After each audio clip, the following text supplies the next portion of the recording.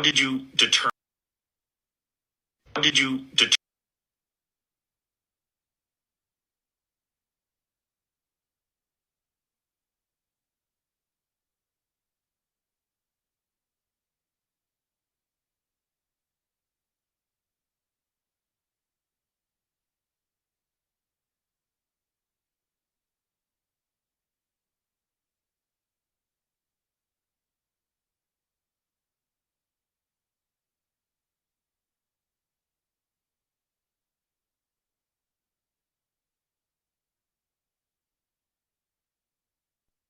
What's going on, everyone?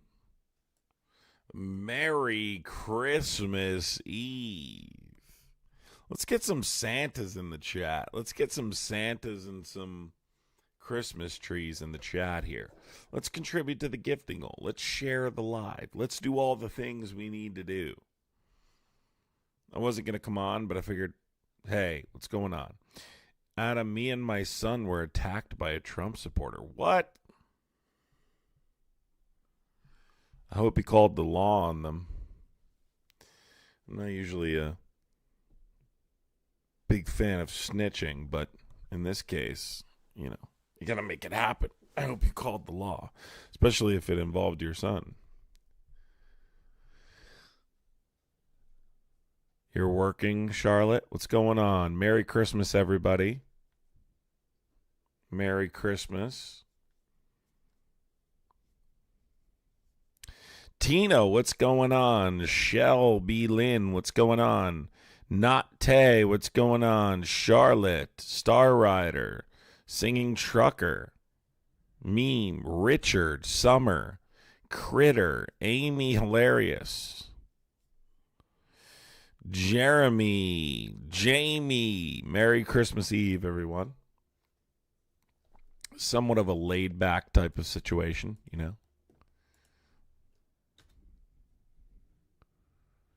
Let me switch this really quick. So we got some news that's pretty big. The Justice Department basically said that they are going to need another few weeks to pull the files and release them and redact them. Because once again, and this is not the first time they've done this. This is actually the second time that they've done this. The U.S. Attorney's Office in the Southern District of New York said that they found 1 million files. 1 million. Over 1 million, actually. Over 1 million, believe it or not. Which is fucking crazy. Over 1 million files. And honestly, I think the reason they're doing that is because they're trying to cover how disorganized this whole thing has been. I don't believe... You're not going to convince me that you're just finding 1 million documents. You're just not going to find... You're not going to convince me of that. You're just not. You're not going to convince me of that. Under any circumstances are you going to convince me of that? Lisa Howard, thank you for the $4.99 super chat. Merry Christmas. Amy, thank you so much. Says Merry Christmas. Thanks for keeping me sane. Well, I appreciate your support, Amy. I couldn't do it without the support, that's for sure. We had a live this morning on TikTok for several hours. Of course, we discussed a lot of things. But this hadn't broken yet until after I got off. So it's pretty serious. I mean, they're now saying they need additional time, which means it's pretty much guaranteed that they're going to be at least a month in violation of federal law. But this isn't the first time this has happened, folks. This is not the first time this has happened. Do you remember that letter that I've been talking about? And remember, Kash Patel testified about this under oath. It was also in the Epstein files. Where, and I wish I could pull it up for you. But it's not that important. Just listen and you'll know. So remember when that letter that I showed that was Pam Bondi telling Kash Patel, hey, I requested you send me all of the Epstein documents, and he hadn't sent all of those documents. Remember? And then she discovered from someone else that a New York field office was in possession of thousands of documents. And then she ordered him to conduct an investigation into why the FBI didn't follow her orders when she said she wanted every document related to Epstein. This is now the second time that we have on record that they're claiming they discovered. The first time was thousands. They said it was a truckload. This time is over 1 million. Over 1 million documents. I can't explain it. I've thought about it. I've pondered this. I've thought about this for the last hour. How do you miss over 1 million documents? You don't. The answer is you don't. You're looking for more time so you can try and redact information and do whatever you're doing because it's all shady business. This is just another reason to try and ask for extended time. Why? Well, 11 Democrats and a Republican sent a letter over to the Department of Justice watchdog saying they want the truth and that the survivors deserve the truth, and they plan on pursuing legal action for their lack of transparency. That's what we've gotten to here, and it's pretty bad, folks. It's pretty damn bad.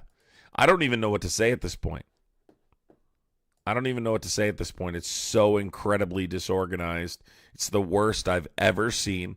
This is the worst debacle I've ever seen in the history of our country. I've never seen a Department of Justice work this way. Such obvious corruption. Of course, corruption exists, but such obvious corruption? Oh my God. I've never seen such obvious corruption in my life. In my life have I seen this much corruption. And it's frustrating because as the American people, are we just supposed to take this? Are we just supposed to accept this? Alicia, thank you so much for the $10 super chat. Says Merry Christmas to you and your family. Thank you, Alicia.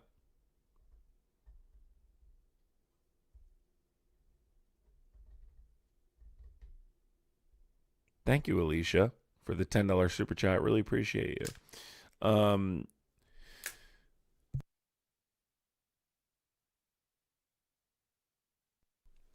Kelleen, thank you for Kelleen, Merry Christmas. Danielle, what's going on, Danielle? Richard, what's going on? Ronnie, happy holidays, Ronnie. They had one job in 30 days. Right. And the problem is I'm sensing that although there's been threats, that they're not serious about following through with this. And so I'm quite concerned. Trump is talking to kids on C-SPAN. I saw that. Did you guys see the clip of Donald Trump saying to an 8-year-old girl, "You sound beautiful. You sound so cute. How old are you?" She's like, "I'm 8. This is all PR shit. It's all PR shit. Listen, I'm not letting my child call Trump on Christmas Eve. It's just not happening.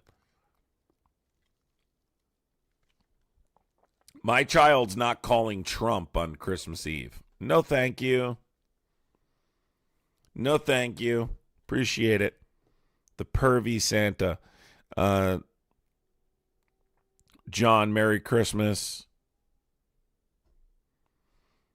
I mean, look, this is going to be a really rough start to the beginning of the year. Star Rider says, is the 1 million documents to cover for cash so he can say he didn't lie in the hearing? I think it's possible. I don't think that's out of the realm of possibility. I think there's a lot of different possibilities here. I think if I had to take a guess, I think they care less about the perjury there. I really don't think people rarely get held accountable for perjury at that level, but I will say that I think it's likely that they want more time to navigate the situation, and so claiming that you have 1 million more documents will give them the excuse to delay. I think because that's what they tried in the beginning. Remember, the initial reaction from them was, these are too many documents. We don't know what to redact, and we haven't gotten comprehensive guidance on where we're supposed to go here. In my opinion, this is them basically saying, we're overwhelmed, right? And the pressure is too much. You guys need to give us some slack here so we can release these documents at our leisure and make sure that names that are supposed to be redacted are redacted. Again, they had 30 days. They had 30 days to get this together. They sat on it. They played games with it. They didn't touch it. And now they want DOJ officials and lawyers to work through the weekend on redactions. You had 30 days. What happened to the previous 30 days? Why didn't you do anything the previous 30 days? I have no idea. Danielle, thank you so much for the $1.99 super chat, Danielle. Appreciate you, Danielle. Yeah, I'd like to get to the truth, you know. If you are a Trump supporter, you can call in 908-652-3703. But I really just wanted to touch base with you guys tonight and see what's going on.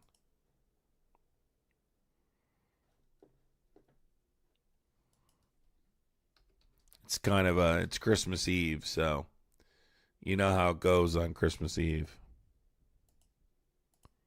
It's, you know, a little bit of a different situation. But let's see if we can get a Trump supporter to call in tonight. 908-652-3703. Stop being afraid. Stand 10 toes down and call in. That's what you need to do. Stand 10 toes down and call in. 908-652-3703. 867-5309. 210 Rain Christopher, thank you for the 1999 super chat, dude. Really appreciate it. Holiday tidings from Texas. Merry Christmas to this crazy community. Thank you, Christopher. Appreciate you, buddy. Are people unredacting files somehow? Yeah, so some people on Twitter figured out almost immediately after they were posted that you could actually copy and paste the redacted portion into Notepad, but they have fixed that since then. So some of the redactions they've been able to unredact. They didn't redact them the right way. So you have two different factors here. You have corruption and you have incompetence, right? You have incompetence, I think, is leading the charge. I think incompetence is leading the charge. What's not happening, Michael? I'm still thinking of the Michigan situation. It blows my mind. Yeah, that was really disturbing. Really disturbing files have come out here. Really disturbing information. I think the Michigan document is disturbing. I think the most damning information, though, that I've read so far is the letter from Jeffrey Epstein to Larry Nassar. I think that is the most damning, as he specifically talks about the president having the same interests. So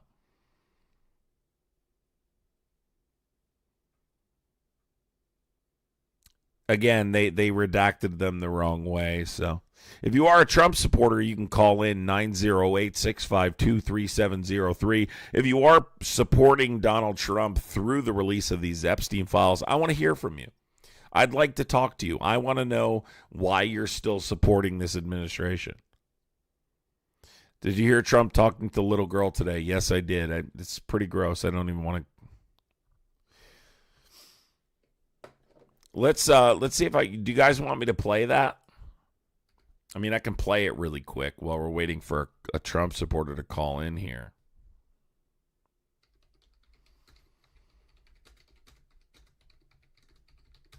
I have it somewhere here. Here we go. Take a listen, everybody. Everyone take a listen real quick. Good. He said, well, we track Santa all over the world. We want to make sure that Santa is being good. Santa's a very good person. We want to make sure that he's not infiltrated. that we're not infiltrating into our country a bad Santa. So we found out that Santa is good. Thank you. Bye. Santa loves you. Santa loves Oklahoma like I do. You know, Oklahoma was very good to me in the election, so I love Oklahoma. Don't ever leave Oklahoma, okay? Okay, I'll try. Emily, you hear me? You should hear some of this, otherwise you're not going to know what's going on. Oh, maybe she's shy, right? And she's very waiting good for at Santa. Just not after listening to Santa this. is now over She's very Slovakia. focused. First Lady's very focused. Yes. What would you like Santa to bring? Not cool. Not coal. No, you don't want coal. Well, coal is, you mean clean, beautiful coal. I had to do that, I'm sorry. No, coal is clean and beautiful. Please remember that at all costs. But you don't want clean, beautiful coal, right? No. Could do this all day long. We have to get back to China, Russia, Ukraine. We have to get back to other things, but this is, you could do this all day long. So that's one of them. Let's bring up some more here, just so people can hear this here. This is pretty damn disturbing. What would you like Santa to bring? Not cool. Not coal. No, you don't want coal. Well, coal is, you mean clean, beautiful coal. I had it. He said he's a very good person. We want to make sure that he's not in. Oh, I'm sorry, folks. If you are a Trump supporter, you can call in. The number's right there for you to call in. We're just playing Trump talking to kids here. Christmas. Kind of concerning considering what we're dealing with here. I think so. He was really good. Well, he sounds like he's good. Sounds like he's got a good mom too, right?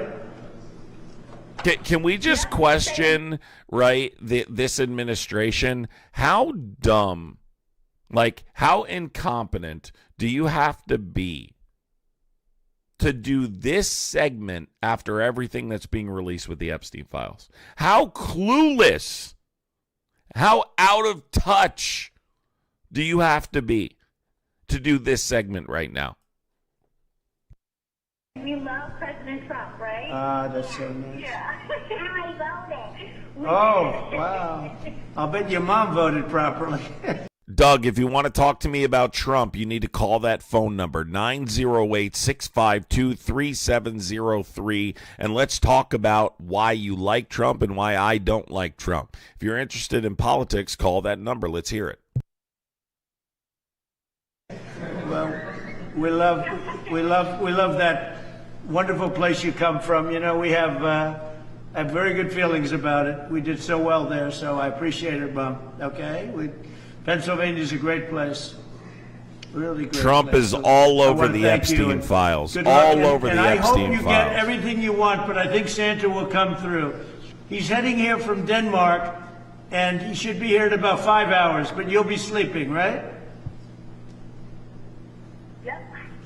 When you sleep. When you wake up in the morning, you're going to be the happiest young man. Yeah. Okay. I'm excited. You're excited? Well, I'm excited too, because the country's doing well. And Mom, thank you very much, okay? Thank you, Mom. You're welcome. Merry Christmas, President Trump. And you too and your whole family. Thank you, darling. Take care of yourself. Bye. Thank you. Take Bye. care. Bye-bye. Thank you. Nice, right? Could do this all day long. We're getting a caller here, but I just want to say something really quick as we answer this phone call. Hey, caller, 1 second, please. Can we just say for a second, what kind of parent has Trump talk to your child after everything that's going on? How deep does your head have to be in the sand? Caller, what's your name and do you support Donald Trump? My name is Darlene Nikki, and yes, I do support Donald Trump. Okay. And if you were a parent, would you have your child call right now to speak to the president? One, I don't have any children, but if I did, and if my child wanted to speak to him. If we have access to, I don't think anybody would just have access to the president, first of all. But does it matter? I mean, what is the point of asking that question? Well, I mean, if you pay any attention to what's going on in the world right now, his name is included in some very troubling documents regarding Jeffrey Epstein. So the idea that you're even asking me that question is absurd. Oh, all right. And this is a country that supports the Constitution, free speech. Well, he so doesn't. He doesn't. Well, okay. He doesn't support free that is your speech. opinion. Did he support free speech when does he support free speech when he signed an executive order to attack flag burning? People who burn the American flag, that's a constitutionally protected right. Did he support free speech when he ordered the head of the FCC to threaten Jimmy Kimmel and the network for speaking out negatively about the president? What about classifying an ideology as a criminal organization? Compound questions. I thought this was strictly for the Epstein file. Okay, have you read the Epstein files? No, I have not, but I've been following this case since the early 2000s when it was where it was Jeff Epstein versus Florida. So I've been following this for a very long time. Okay, what was he first charged with? No. When was he first charged, and what with? When it was in the early 2000s. There were several females that said that they were being paid to be somewhat of sex workers. He was paying them for massages and whatnot, and this was down in Florida in the early 2000s. Matter of fact, there was a very And why are you not interested in reading the affair. files that are currently being released by the Department of Justice? Because, well, first of all, the reason why I vote for him had nothing to do with Epstein. Rich people and wealthy people is going to protect their own, regardless. Just like how police officers protect their own. Everybody protects their own, regardless. The reason why I voted was affordable gas, having food more affordable. Well, let's get this straight. You just don't care if he's a PDF file. Question. I don't want your long list of reasons you voted for Trump. Why have you not looked at the files released by the Department of Justice? Why have you not looked? Why have you not looked at the ma'am? I am disinterested in whether you care about gas prices. Ma'am, I am 0% interested in gas prices. Okay? 0%. Why have you not read the Epstein files? Have a good day. Goodbye. We're not interested in why you voted for him for gas prices. The president doesn't control gas prices. I'm not interested in your gaslighting. Okay? 0% interested, as a matter of fact, Muppet. 0% interested. Why have you not read the Epstein files? Why have you not taken the time to read the files that I have right here? As a matter of fact, if you're going to avoid them, have you taken a chance to read this letter? Have you looked at this letter? I wonder. Caller, are you a Trump supporter? Absolutely. Okay, and have you read the Epstein files? Just what parts of what's been released? What do you want to? What part have you read? Instead of us playing games, why don't you just tell me what you read that's indicated that Donald Trump's ever been indicted, asked to even come in and give an interview? Indicted. And what part of do you not understand? Indicted. Yeah. Well. So what I've read was he's never been charged, has he? Has he ever been charged? No, he's not been charged with this. He's been charged with other things. Let me ask you another thing. Let me ask you a question. Clear this up for me, because I mean, you clear this up I'm for all me. about learning. He thinks he's eating right now. Hey, dude, you can say what you want to, but your insults answer the You haven't question. read the files. Who got clearly. the only conviction? You haven't read the files. Who got the clearly. only conviction? Nailin, thank you for the $4.99 super chat. The whole thing. It was Joe Biden's DOJ, and that was Jim Comey's daughter. She had the files for 4 fucking years, and she had all the They witnesses. couldn't and guess release what? them. Donald Trump They couldn't release them. There was the Ghislaine Maxwell appeal Hey, dude, ongoing. she Federal still law she still prevented could go the ahead and files call from being whoever she released. wanted to, but she never mentioned it. You guys never mentioned the victims one fucking time. We have several times. Can you name one victim's name? Can you name? Excuse me, sir. Here's Sir. the thing. You Calm don't like down. the truth because you got. Sir. You know what you got? You got Calm the down. in your hands. Sir, calm down. Can you name one Sweetie, victim's? sweetheart, Can you name I'm the name? calm. Can you name one victim, please? Yeah, we got one young lady, the main one that worked for Donald Trump. And why? I don't care about the victims, but you can't name one victim. Have you read through the files at all? Have you read through the files at all? Have you read through the? Excuse me, sir. Communicated them and had never anything else to do with them. And you know that. Have you read through the files at all? Have you read through the files at all? Have you read through the files? Have you read through the files? Troglodyte. Have you read through the files? Yep. Have you read through them? Have you? Yes. Have you read? Have yes. They're okay, on and my I read what screen. they released. What? Go ahead. They're on my screen. Yes, and go ahead. Okay, cool. So let's what start. You want to say. So cool. Then just be quiet. I'm going to pull them up on the screen as I talk about Don't tell me to be quiet. Just state your No, point. I'll tell you whatever I want. You'll do what you're I'll told. tell you to go fuck yourself. You'll bitch. do what you're just a told, son. You'll do what you're told. I will fucking make you my little You'll bitch. do You'll be what watching my you're underwear told. fucking jail hoe. We in jail. You the bitch. You'll do what you're told.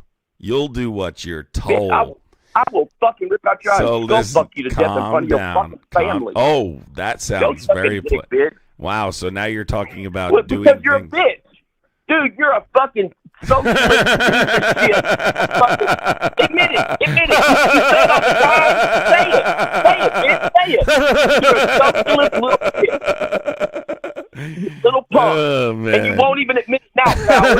Admit it, coward. Exactly. He's You crashing say it all out. the time, but you won't say it now. Do you want me to? Do you want me to talk You're about? about as scary as a box full Can of fucking you kids, calm dude. You're a down? joke. Calm down. Your mother said, your mother calmed down on me. Calm down, little man. All right. Let me read the files. Listen, little punk. Listen, little boy. Listen, I Make know your that fucking MAGA's point. coming Watch to your an end. I know that MAGA's coming to an end, and you're emotional about it. But there's nothing I can do. Hey. You'll have to deal with it. I can do one MAGA's thing for coming to you. an end. I can do one thing for you. MAGA's hey, what was the, coming what was the, to an end. What was the consumer price Hey, really index quick, just released? what are the three What was the branches of consumer price government? index? What are the three branches of government? Guess what? The consumer price index. What are the three branches of government? Motherfuckers never thought. What are the three branches of government? Do what? Three branches of government. Go. Executive, judicial, congressional. Only one MG patch. Thank you for the cash app. Bro said God, you're a congressional stupid bitch. branch. You got the, Bro said Senate, you got the House, congressional you branch. got the fucking, you got the Bro judicial, said you got the congressional executive. That's what you got. And you know what? Every one of you Democrats do this. When you get fucking called out like a bitch, you all do the same thing, man. I just fucking told you the three branches, and your bitch ass will sit here and go, wordplay. Why? Because you don't have any substance. You have no substance, Pat. You get called out. You can laugh all you want. You're the joke, dude. The three branches. What are they, sweetheart? You're judicial, you're executive, and the Congress. And the Congress is the House and the Senate. Which one's the upper house? That's the Senate. What's the lower house? That's the House. You see, everybody take a good look. This is what Democrats do when you fucking call them out and they don't have an answer. Everybody knows. Everybody knows. Listen, are you going to be The quiet Epstein now? files, Are you going to be quiet the now? Democrats have never released one fucking thing. Are you going to They've never released one Are you fucking to calm thing. down now? Are you ready to calm down? You calm down. Are you gonna? You've been laughing your ass off. You calm down. Well, you didn't know the three branches of government, which is hilarious. So please, I just told them. Congressional's not Congress, a branch. That's the judicial. Congressional's not a executive. branch. Not Congressional's not a basic branch. It's not a branch. Legislative, judicial, and executive. Tell me the three branches, then, genius. Legislative. Tell me the three branches. Can you stop talking? That's the fucking Congress. Can you stop stupid talking? Bitch. You're really, God, you're a you're simpleton. dumb. You're a Hit simpleton. the laugh track. Listen, stop talking. You're a fucking retard. Stop I just told Well, you. listen, you won't stop crashing out, so I have to hang up. Listen, funniest thing ever. is not knowing the three branches of government. And crashing out on me for it is not going to make it any better.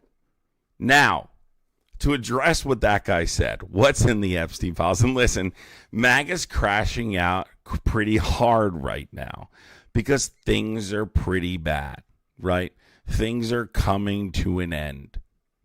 Things are coming to an end, okay? So let's do this really quick, right? First of all, this is a letter. Is this the same guy? Hi, yes. Are you a Trump supporter? No, but I wanted to say that dude crashing out was hilarious. He was such a fucking retard. He couldn't state the three branches and grab her by the pussy, brother. Bro, what the you can't say that word, bro. That's a slur.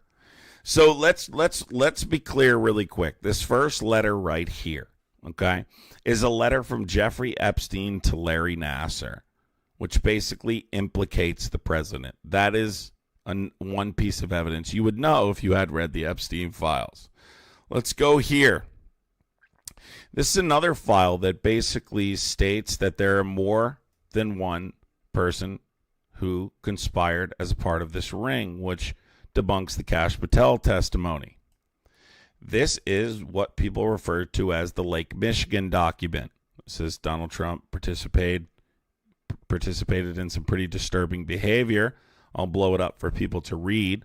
It's honestly too graphic for me to even read on here. Of course, I can explain in very censored terms. Here's another file, right? Here's another file. Which talks about Donald Trump was on Jeffrey Epstein's flight, but more importantly, was on Jeffrey Epstein's flight with just Jeffrey Epstein. More than once, including with a 20-year-old name redacted. Donald Trump denies that that's true.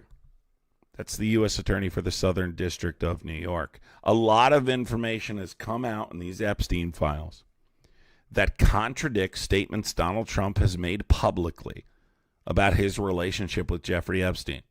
So, in conjunction with the concerted effort to conceal this information, you need to ask yourself why. Why did he lie?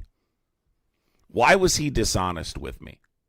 Why did Donald Trump not tell me the truth? You're a supporter, right? Why didn't he tell you the truth? Why did Todd Blanche sit down with Ghislaine Maxwell to prevent that testimony in front of the Oversight Committee? Why did he call it a hoax?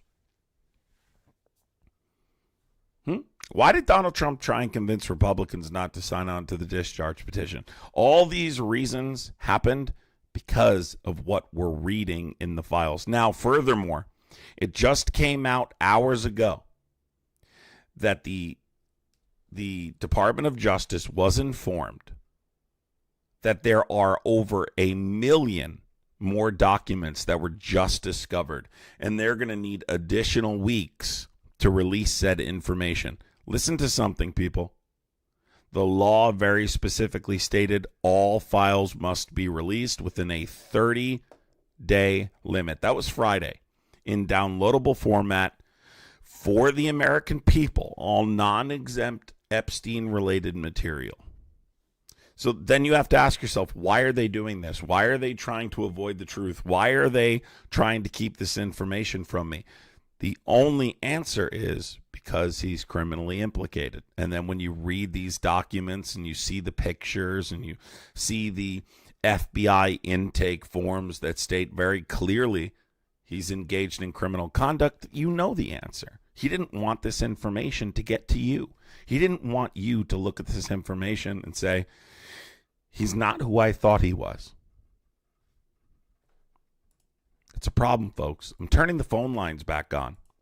Okay? I'm turning the phone lines back on. 908-652-3703. Guys, I would appreciate every single person hitting the thumbs up button. If you guys want me to talk to more people, hitting the thumbs up button, hitting the share button. Let's get this live going so we can get some more calls. Give me 1 second.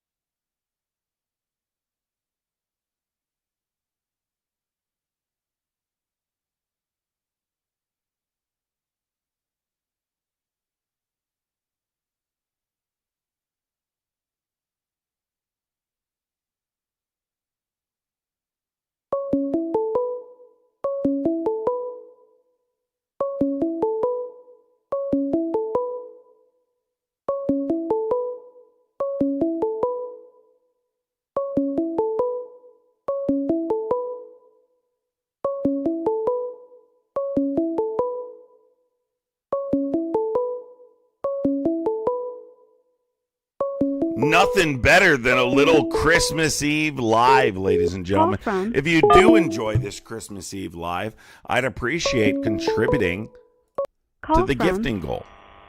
Russ. Yeah, Russ. Are you a Trump supporter, Russ? Russ? Russ? Hello? Yeah. Yes? You got a buzzing noise. What's going on here? I can hear you. Okay, can you fix that buzzing noise? Are we on Bluetooth or something? No, I don't hear any buzzing noise. Okay, well, I do. Anyways, what's your take? Go ahead. What? What's your take? Go ahead. Dakota, nobody cares. By the way, nice chompers. Go ahead. I disagree with you on you're asking why you still support Trump. Okay, have you read the Epstein files or no? Actually, I've read every single file that was released, and according to my knowledge, I'm not seeing anything that would incriminate or would cause aware to the president being involved in according any to your specific knowledge actions. What does according to your knowledge mean?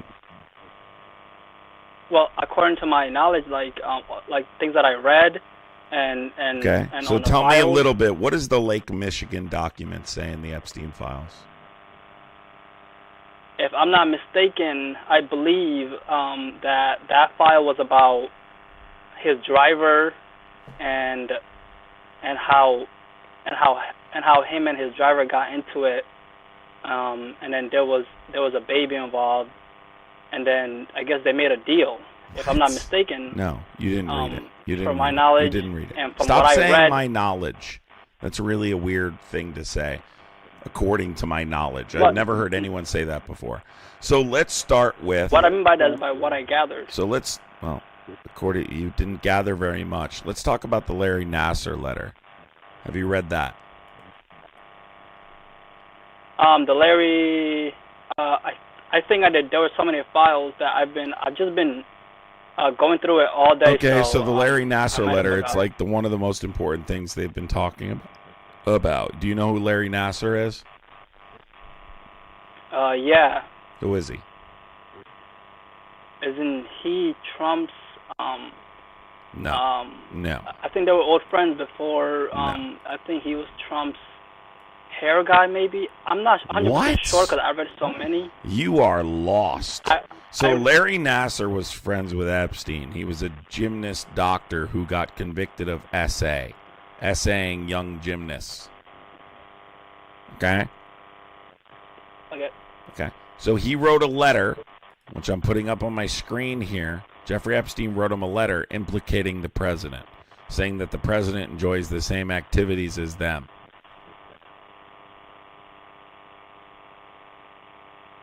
Huh. I must have misread that part. Yeah, did you read the letter that states that Donald Trump was on Jeffrey Epstein's flight multiple times, including by himself with Epstein in the presence of a 20-year-old redacted victim? I did see that letter. If I'm not mistaken, that letter, I did read it. It's not a letter, it's an email. Yeah.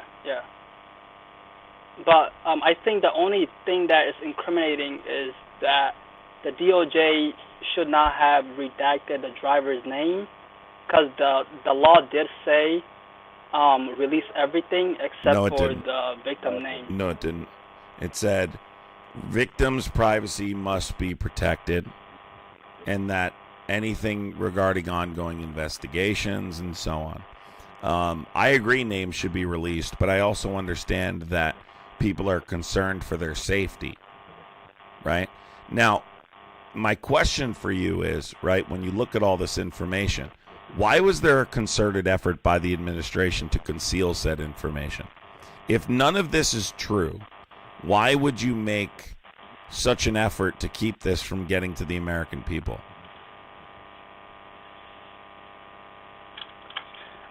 That part I'm still trying to figure out. I'm still researching why they did that. No. So no. I'm not done with my research. What do you mean researching? On that area. What do you mean researching?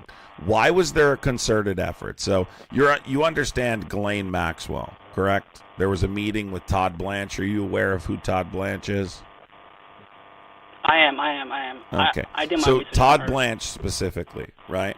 Why did the Deputy Attorney General go sit down with Ghislaine Maxwell prior to her testimony in front of the Oversight Committee? Yeah. I mean, like I said earlier, I'm still trying to find a way to why he did that, because that was very confusing. Because why would he meet with a well-known, sex offender? Right, I agree. So I'm still trying to I figure it out. agree. I haven't come to my conclusion yet, and I don't want to speculate. So I'm not sure about that part. Okay. So you agree that it was odd that meeting occurred, correct? I do.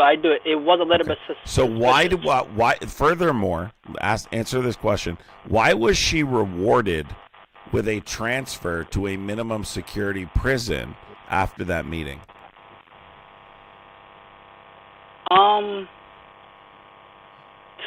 To what I have gathered, they said that it was for safety reasons.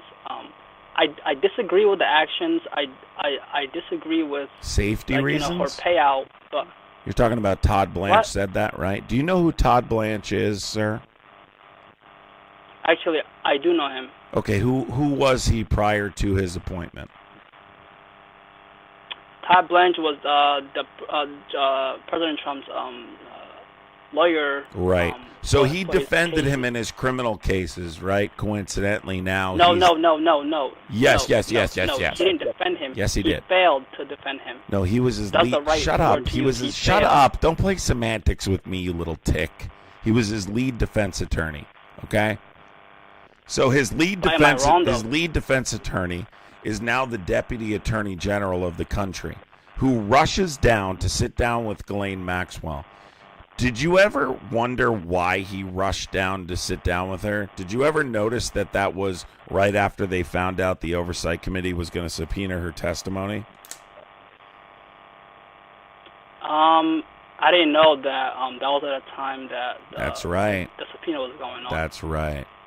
As soon as the Oversight Committee announced they were going to subpoena her testimony is when Todd Blanche went down to go sit with Ghislaine Maxwell. As soon as they announced that meeting was going to happen, I made a video claiming it was going to be quid pro quo. Guess what? She was transferred less than a week later to a minimum security prison in Camp Bryan, Texas. We now know she's receiving preferential treatment. She has an emotional support dog. She's gotten private workout sessions, customized meals. Yeah, I completely, I don't know why they switched that. I want you to think about it right now. Think about it. I want you to think, why would they do that?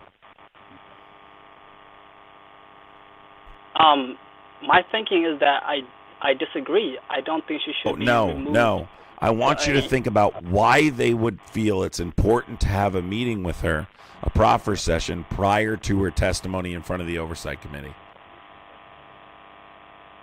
Why would they? Maybe because they were afraid that the Democrats might catch her before anything. So they wait. Why would they be concerned with that? Why would they be concerned with that? Because the Democrats don't listen to people. All they want to do is... No. So am I going to hang up on you, or are you going to be honest? Am I going to hang up on you, or are you going to be truthful? Why would they need to reach her before she testifies in front of the Oversight Committee? In all seriousness, maybe because they wanted to get to her first. Right. And why would they want to get to her first? Break that down for me. Come on. Well, you're almost there. I guess they didn't want her to say anything that might harm. There you go. There you go. Do innocent people do that, sir? What's your first name? Raj. Okay, Raj. Do innocent people concern themselves like that? Or do they not worry because they're innocent? Why would they worry what someone's going to say about them? Or is that what guilty people do?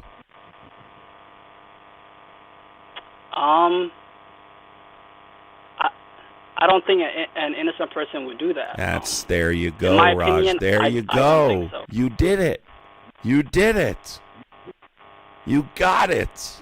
Congratulations. Donald Trump is guilty. Let's see if we can get another Trump supporter on the phone line. If you are a Trump supporter, 908-652-3703. 908-652-3703. If you're still supporting Donald Trump, if you're not supporting Donald Trump, whatever the case is, call in. Let's hear from you this Christmas Eve. It is Christmas Eve. Santa is on his sleigh above you right now, delivering presents to everyone but Trump. And we're here talking to Trump supporters. If you are a Trump supporter, once again, 908-652-3703. Let's go to the next caller here. Call from? Yes, what's your first name and do you support Donald Trump? Matt, and less, Matt? very much less as of late. Okay, Matt, hold on one second. Hey, Call what's... from? Yeah, my name's Roman. Okay, Roman, you need to hold on 1 second. I need to do Matt first, okay? I'm going to try and move as quick as I can. You're next in line. Cool. Okay, Matt, let's go. What's your take? Let's hear it. Andy, thank you so much for the $9.99 super chat. Guys, I would appreciate contributing to the super goal. Trying to complete the super chat goal, I would appreciate it. Hitting the thumbs up button, and don't forget to subscribe. Don't forget to subscribe, everybody. I would appreciate it. It is Christmas Eve. I wasn't going to come on tonight, but I felt guilty not giving everybody a live tonight, so I would appreciate at least hitting the thumbs up button, contributing to the super chat, all of those things. Matt, go ahead. Let's your take. What's going on? So I'm going to be straight honest for you and the chat. I'm breathing a little bit of copium and hope. I am hoping that he's not on the list because of, prior support. If he is on the list, cool, turncoat and wood chipper. But ultimately, hoping he's not on there. If he is, release all the files. That's my take. Release all the files. Whoever burns, burns. So let me ask you this. First of all, we know he's on the list, right? Pam Bondi informed him in the spring he's on the list. We've seen him in multiple documents so far. But what we do know is the Department of Justice is acting quite suspicious. Okay, they're not being transparent, and they're not complying with federal law. The law stated they needed to release no complicit people, and then... Well, let's be clear. The Epstein Transparency Act, and Laura Schock, thanks for the $20 super chats. Thank you for all you do for us. Merry Christmas. Thank you, Laura. Appreciate you, Laura. Let's be clear what the law stated, okay? All Epstein-related documents needed to be released within 30 days, okay? All non-exempt files. Yep. And any redactions needed to be explained. That didn't happen. Since Friday, which was the 19th, they have been in violation, blatant violation of federal law. They have not been transparent, but with what they have released, we've seen quite a bit of damning evidence. Just in what they've released so far, which is less than 10%. Now we find out today there are over 1 million documents they just discovered, and they need several weeks, they said, to release those files as well. I don't know how you can still support this. He is in the files. We've already seen that, right? We already see he's in the files. We know he tried to cover it up, and we know they're not complying with federal law. Is it time to draw a line in the sand? So, yeah, my line is drawn in the sense that release it all. Whoever gets burned, right? Copium and hope. I'm hoping he's not because of prior support, but if he is, he is. But he is. This is what we should do to that files. You know what I mean? Have you read the files that have been released? When you say he is, yes, some. I'm not going to say all of them, but when we say that they're in the file, so I don't remember the lady that said this, but she kind of flipped on her own opinion. You probably know who I'm talking about when I say this, but she was going, just because somebody's name is in the files doesn't mean that they're complicit or guilty of insert criminal acts here. But now it's also, whoever's name is on there must be complicit in everything. So, yes, we're going to see names popping up that are obviously involved. and then we're going to see names of people that are adjacent and bumping shoulder at whatever galas, however you pronounce it. So that's why I'm like, okay, I'm really hoping that kicking him out of Mar-a-Lago is indicative of him making good decisions and not being involved in that kind of stuff. If he is, I hope it happens. I hope that he gets what's coming to him. Well, but I hope it's not true. All right, let me read a couple things to you. I don't think you've gone through this stuff, so let me read a couple things to you. All right, I'm going to start. I have not gone through all of it. I've gone through some. Okay, so I'm going to start with number one, a email from the assistant U.S. attorney in the Southern District of New York talking about the fact that Donald Trump flew on Epstein's flight far more than they were aware of originally. For your situational awareness, wanted to let you know that the flight records we received yesterday reflect that Donald Trump traveled on Epstein's flight private jet many more times than previously has been reported or that we were aware, including during the period we would expect to charge in a Maxwell case. In particular, he is listed as a passenger on at least 8 flights between 1993 and 1996, including at least 4 flights on which Maxwell was also present. He is listed as having traveled with, among others, at various times, Marla Maples, his daughter Tiffany, and his son Eric. Now, this is where it gets weird. On one flight in 1993, he and Epstein are the only 2 listed passengers. On another, the only 3 passengers are Epstein, Trump, and then a 20-year-old redacted victim. On 2 other flights, 2 of the passengers, respectively, were women who would be possible witnesses in a Maxwell case. We've just finished reviewing the full records, more than 100 pages of very small script, and didn't want any of this to be a surprise down the road. Now, I want you to read probably one of the most disturbing documents that comes out of here outside of the Larry Nassar letter that I already read. This is on an FBI intake form. Redacted asked Redacted about his time driving a limousine for 2 years in the Dallas-Fort Worth area. During Redacted time as a driver, he met Donald Trump. Redacted noted he picked the president up in 1995 and took him to the DFW airport.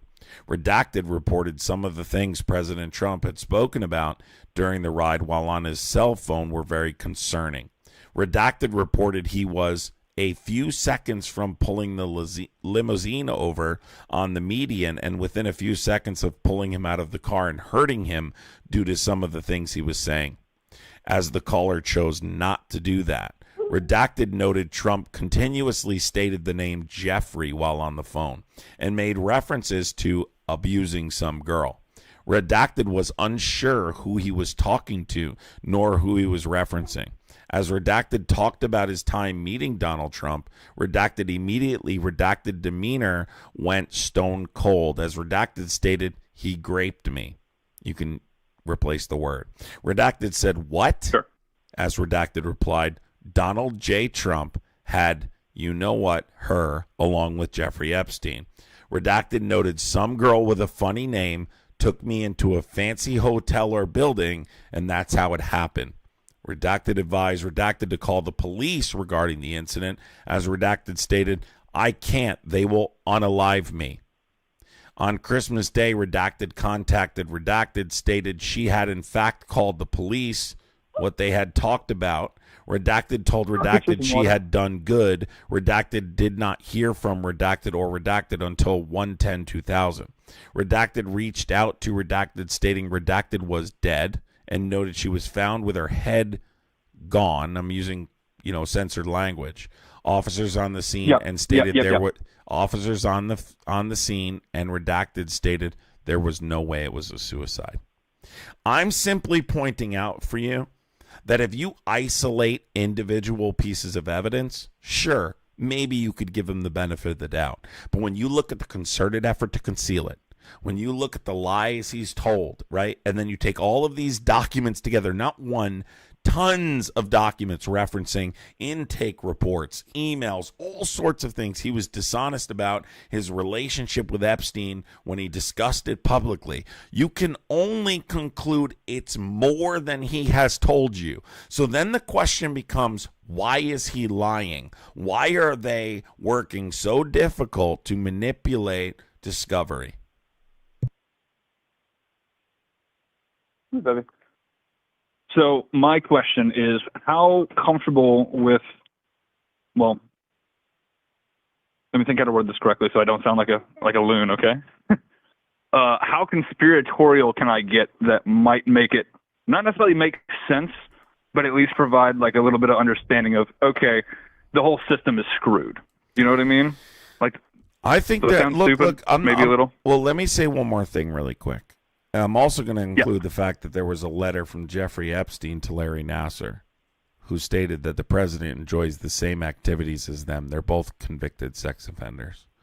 But furthermore, right, I want to say this isn't just about Trump individually. This is about a bunch of people. But there's one administration that's working to conceal it. He's involved, clearly. Disagreed. What do you mean? Like, I agree. Like, I agree with you wholeheartedly that it's not just Trump. It's not an individual. This is a network of monsters, to say the least. But this administration is this is the only administration who has made a concerted effort to conceal it. And if you disagree with me there, you need to explain how. Yeah, so I do disagree, and I know the argument, and I just disagree with it. The files have been, even if you say, oh, well, federal law has prevented the release of the files for X amount of time, no one cares. No one cares about the federal law at this point because the people who make the laws are clearly not following the laws. So to say, oh, well, Ghislaine Maxwell is under investigation, we can't release files, the victims don't care. We, the people, don't care. We want the information. We want gallows. We want to see the people responsible suffering for what they did to these people. That's not the question, oh, well, though. That's not the question, though. First of all, let me address a couple things in chat. Some people are saying, well, that letter is fake. That's what the Department of Justice says. The same Department of Justice that's been caught in about, I don't know how many lies since the release of these files. I don't trust the Department of Justice. And furthermore, I can go through what they stated were the reasons when we're talking about these files individually. At the top, the letterhead and the letter below it, they stated the handwriting didn't match. Well, that's not true, according to multiple handwriting experts. Number two, they stated the postage stamp was 3 days after he died. Well, that's the day it was mailed out. It was returned. It never made it to the person they were trying to, Larry Nassar. It was detected and returned to sender. It never made it to Larry Nassar. That's the date it was mailed out. That doesn't debunk anything. And then they said the prison itself. It says Manhattan Correctional. It's the same prison as the Metropolitan Detention Center. So they have not effectively stated why it's fake. They have not explained that thoroughly. So I don't believe it's fake. I can't say 100%. But again, it's not the only piece of information in here. I'm asking you, what other administration has made a concerted effort? Because in the Trump administration specifically, I can go through how there's been a concerted effort. Why did Donald Trump try and convince Republicans not to sign on to the discharge petition? Can you answer that question? Yeah, and so I'm not trying to be funny. I'm not trying to give you semantics and everything else. It's very easy. Answer the question. Why did he try and convince Republicans not to sign on to the discharge petition? For the same reason that the administration all the way back, so to the first Epstein file and when it, like the origins of these crimes being committed, for the same reason that no administration thus far has said anything about Jeffrey Epstein, because they're all involved and it's going to implicate everyone and everything, and hopefully we lose our shit on the people involved. That's great, and maybe that makes you feel better. I want to play something for the chat really quick. This is Marjorie Taylor Greene talking about Donald Trump approaching her about the discharge petition. Let's take a listen, everybody. We did I'm not able to hear it, so fill me in. All right, just hold on a second, please. Listen, chat. Yep. We did talk about the Epstein files, and he was extremely angry at me that I had signed the discharge petition to release the files. I fully believe that those women deserve everything they're asking. They're asking for all of it to come out. They deserve it. And he was furious with me. So Not only did Marjorie Taylor Greene say Donald Trump tried to convince her not to sign the discharge petition, so did Lauren Boebert. There has been no effort by any other administration not to release the files. Under the Biden administration, the Ghislaine Maxwell case was under appeal. Biden's been in elected politics for 50 years. There's never been a picture or an accusation of him associated with Epstein. Obama similarly. So I'm asking you, why did Donald Trump try and prevent the Epstein Transparency Act from going to the floor? Please answer the question. Sure, because I believe that it would implicate a lot of people. It very well may implicate him. It already does. We've already shown that. Already shown it implicates him. You keep acting like nothing, but here's the issue. When I say, Guy, listen to me. Here's the problem with what you're saying. When you say this, you're ignoring that it already has implicated him. So now I move on to the next question. Give me one reasonable, logical explanation why the Deputy Attorney General, formerly his personal attorney, Todd Blanche, would sit down with Ghislaine Maxwell prior to her testimony in front of the Oversight Committee. There's no ongoing investigation. Why are you sitting down for a proffer session with an already convicted violent sex offender and then rewarding her quid pro quo? Yep. So I have two answers for that. One is the one that I know you believe, and I very likely agree with as well. And then there's kind of a little bit of a stretch. Okay. One is I need you not to talk. You don't talk, and you get what you want. Basically, rats get rewarded. Right, and that's how the system works. They reward the rats. That's the whole point. That's how you get them to, or that's the second point. Sorry, I'm stumbling over myself. I need you to rat. If you rat, you'll get rewards. Or I need you to watch your mouth and not rat because we're friends, and I'll make sure you get things. So they're either going to say that she's ratting and therefore getting rewards, or she's not ratting and therefore getting rewards. But until we know what's said behind those doors, we won't know for 100% sure. All right. Well, good luck, okay? Good luck with that. Take care. Real quick, can I make a comment? Yeah, go ahead. So, my opinion on the matter of Trump himself, like trying to slow down the process of the release, my opinion is that it's going to implicate everyone and everything on both sides, and that is more chaos than they are ready to put up with. All right. We'll see. Take care. All right, let's go to this next guest here. What's your first name? Roman. Okay, Roman, I need you to give me 1 second, okay? Just 1 minute. Guys, I'm going to pull this. No problem. I'm going to pull this thing up on the screen because there's a lot of people questioning whether or not I posted this document. So I'm going to pull this document up on the screen, and I'm going to give you a chance to read it very quickly, okay? Let's pull this up on the screen. And I want you guys to read it. Okay? Should be big enough to read. I want you guys to read it for yourselves. Okay?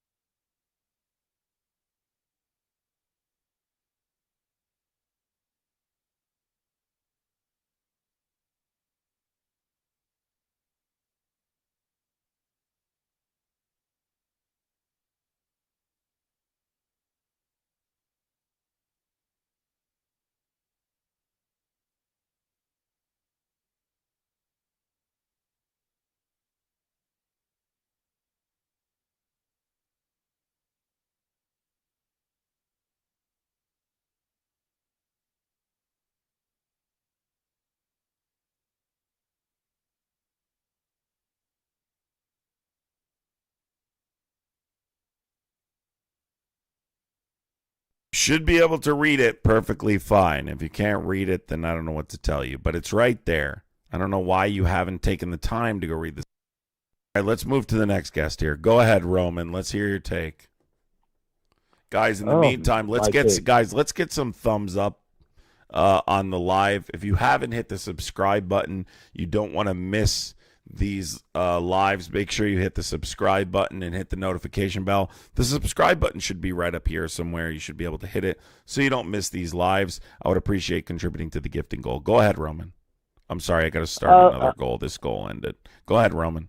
Oh, you cool. I was just saying I've been following this in the media, mostly online or on TV whenever I watch it. And to me, it's a credibility thing. You know, the first 4 years of when Trump was in, all the media cried about was Russia, Russia, Russia. That turned out to be nothing. And I think it's the same game, just different name. You know, Roman, have you read the files that have been released so far? I have not read them. I've just gone with what Roman. With what's on TV. Roman, if you haven't read the files, how the fuck do you know? Oh, my God. All right, Star Rider. Thank you, Star Rider. Let's go with the Merry Christmas. Star Rider, thank you for the Canadian $139.99. W Star Rider in the chat says, Merry Christmas for all the hours of information, laughter, singing, and cooking, MAGA. All the best to you and your family. Star Rider, I can't tell you how much I appreciate that. Thank you so much for the support. I really appreciate it. W Star Rider in the chat. Thank you, Star Rider. I really appreciate you, Star Rider. Guys, this guy's telling me, right? He's relating it to things completely unrelated, right? Which, by the way, he doesn't have the information on anyway. And you haven't taken the time to go read the files. How do you know if you haven't read the files? Did you hear the previous conversation I had with the last guest? No, I didn't because I couldn't hear it on the phone. All I got was crazy elevator. Why music. did Donald Trump try and cover this up? Now there are multiple documents related to Donald Trump's criminal behavior with Epstein. Criminal behavior. Why is Donald? Did you guys not have documents during the Russia hoax? Stop.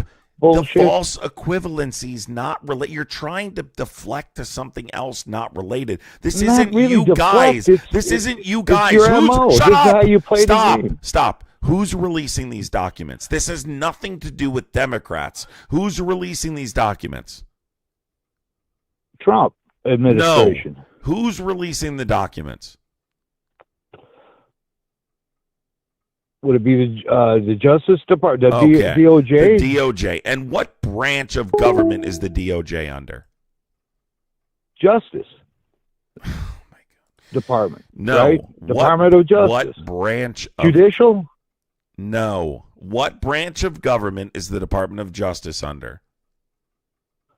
Oh, it's been a while since I took... you tell me. The executive branch. This has nothing to do with Democrats. In fact, it's under his umbrella. They're under the executive branch of the government. So his Department of Justice is releasing the files. Has nothing to do with Democrats. Republicans control Congress. It's the Department of Justice releasing it, and Trump is the president. He signed the bill. He only signed the bill because Republicans, it was bipartisan, and Republicans overwhelmingly supported passing the Transparency Act. It passed with one nay vote in the House and unanimous consent in the Senate. Do you know what unanimous consent means? Yes, I do. Okay, what does it mean? It means everyone agreed to it. That's right. 100 senators greenlit this bill. So that's Republican support. It's bipartisan. Has nothing to do with Democrats. Republicans are in control. And the Department of Justice, under the executive branch of the government, are releasing the files. Has nothing to do with Democrats. Literally nothing. So stop comparing it to something completely unrelated. The Department of Justice has released information, which they have to do now by law, which they didn't comply with. They're in blatant violation of the law. Okay? Which released some. I know they released some, but not all. Well, yeah, they're in violation of the law. The law stated they needed to release all files within 30 days that were non-exempt. And they didn't do that. They're breaking the law every day. They don't release all of them. They now came out today and they said that the SDNY stated they were in possession of 1 million more documents, and now they're saying they're going to need additional time. The law stated they needed to release all the documents in 30 days. That's what they were supposed to be doing leading up to these 30 days, collecting all of the documents related to the case so they could release them on December 19th. They didn't do that. So you have to ask yourself, Why is the DOJ, whose Deputy Attorney General is Donald Trump's personal attorney, not cooperating with a law, a piece of legislation passed with overwhelming supermajority support in Congress? Why did Donald Trump and the DOJ make a concerted effort to keep that bill from getting to the floor and to keep that information from the American people? And why do so many so many files criminally implicate him? This is critical analysis. I know Trump supporters are not used to performing critical analysis, but here we are. Oh, please. Look, I work a lot, and I can't commit that much time to read all these documents. I mean, you're saying there's millions of them. But from what I hear from the media, I haven't really heard anything that incriminates him with anyone. Okay, let me read one for you really quick. So here's one that talks about Donald Trump graping. I'm sure you can replace the G. Yeah, a young girl. You.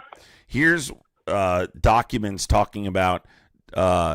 Here's a letter from Epstein to Larry Nassar saying the president enjoys the same activity as them, but he never got caught, basically. Those are two convicted violent sex offenders. Here's a document talking about the fact that Donald Trump was on Jeffrey Epstein's flight multiple times, right, with just Jeffrey Epstein. From what I understand, there was a lot of people on that flight. No, let me read something to you. But go ahead. Yeah, I want to read it to you so you understand better. This is a learning experience for you, right? So let me read something to you. As you just stated, there was a lot of people on that flight, okay? This will be good for you to understand, okay? So here is an email from the Assistant U.S. Attorney in the Southern District of New York, okay?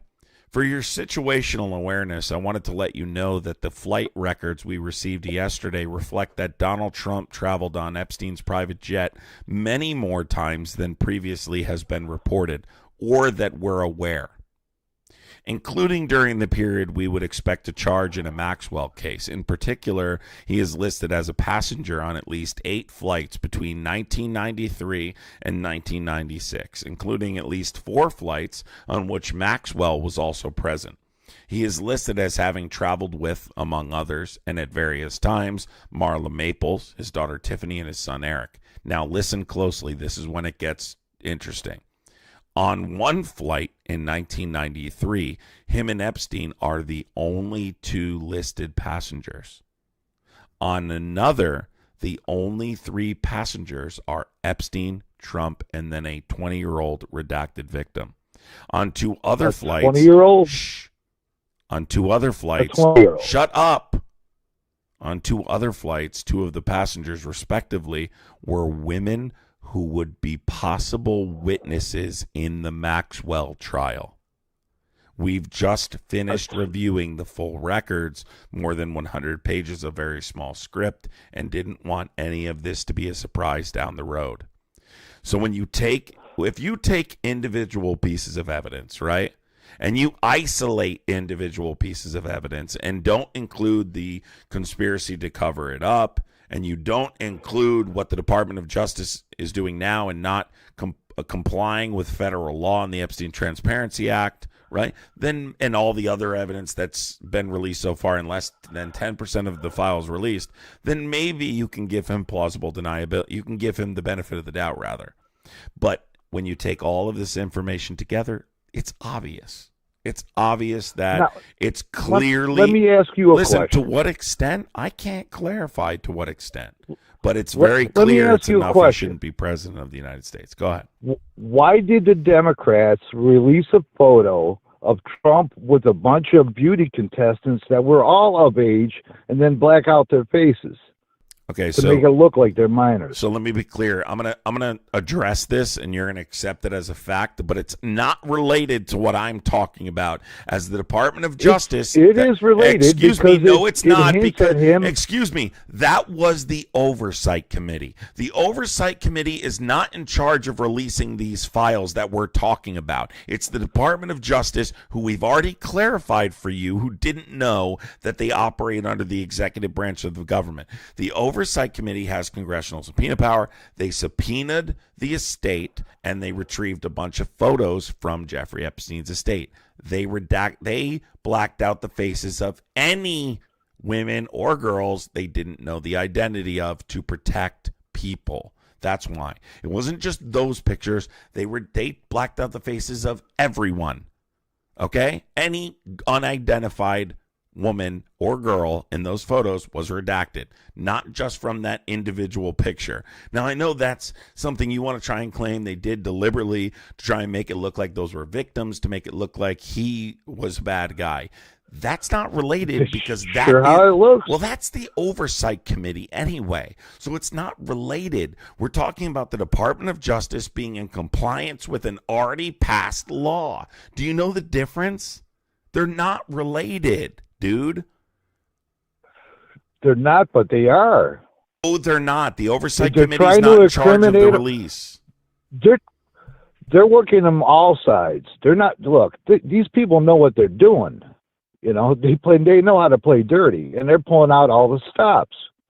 They did this his first 4 years in a different way, and they're trying it this way this time. At what point they're doing their best to take him out? At what point are you just going to look at the facts, though, and critically analyze the information that I just gave you, excluding the Oversight Committee? Let's look at all of the information that's been released thus far by the Department of Justice. Well, I tell you what. Hold on. A million more documents are to be released. Let's see what they got. Okay, if you're prejudging them, can I just ask you a question? Can you clarify? Sure. Can you clarify for me why Donald Trump and the administration, including Todd Blanche, the present Deputy Attorney General, made a concerted effort to keep this from the American people if he's innocent? Concerted effort. Well, it didn't work. So, I mean, it's going to fall out just where it at. Can you answer the question, What you're doing please? is prejudging them. It doesn't matter if it worked or not. They did it.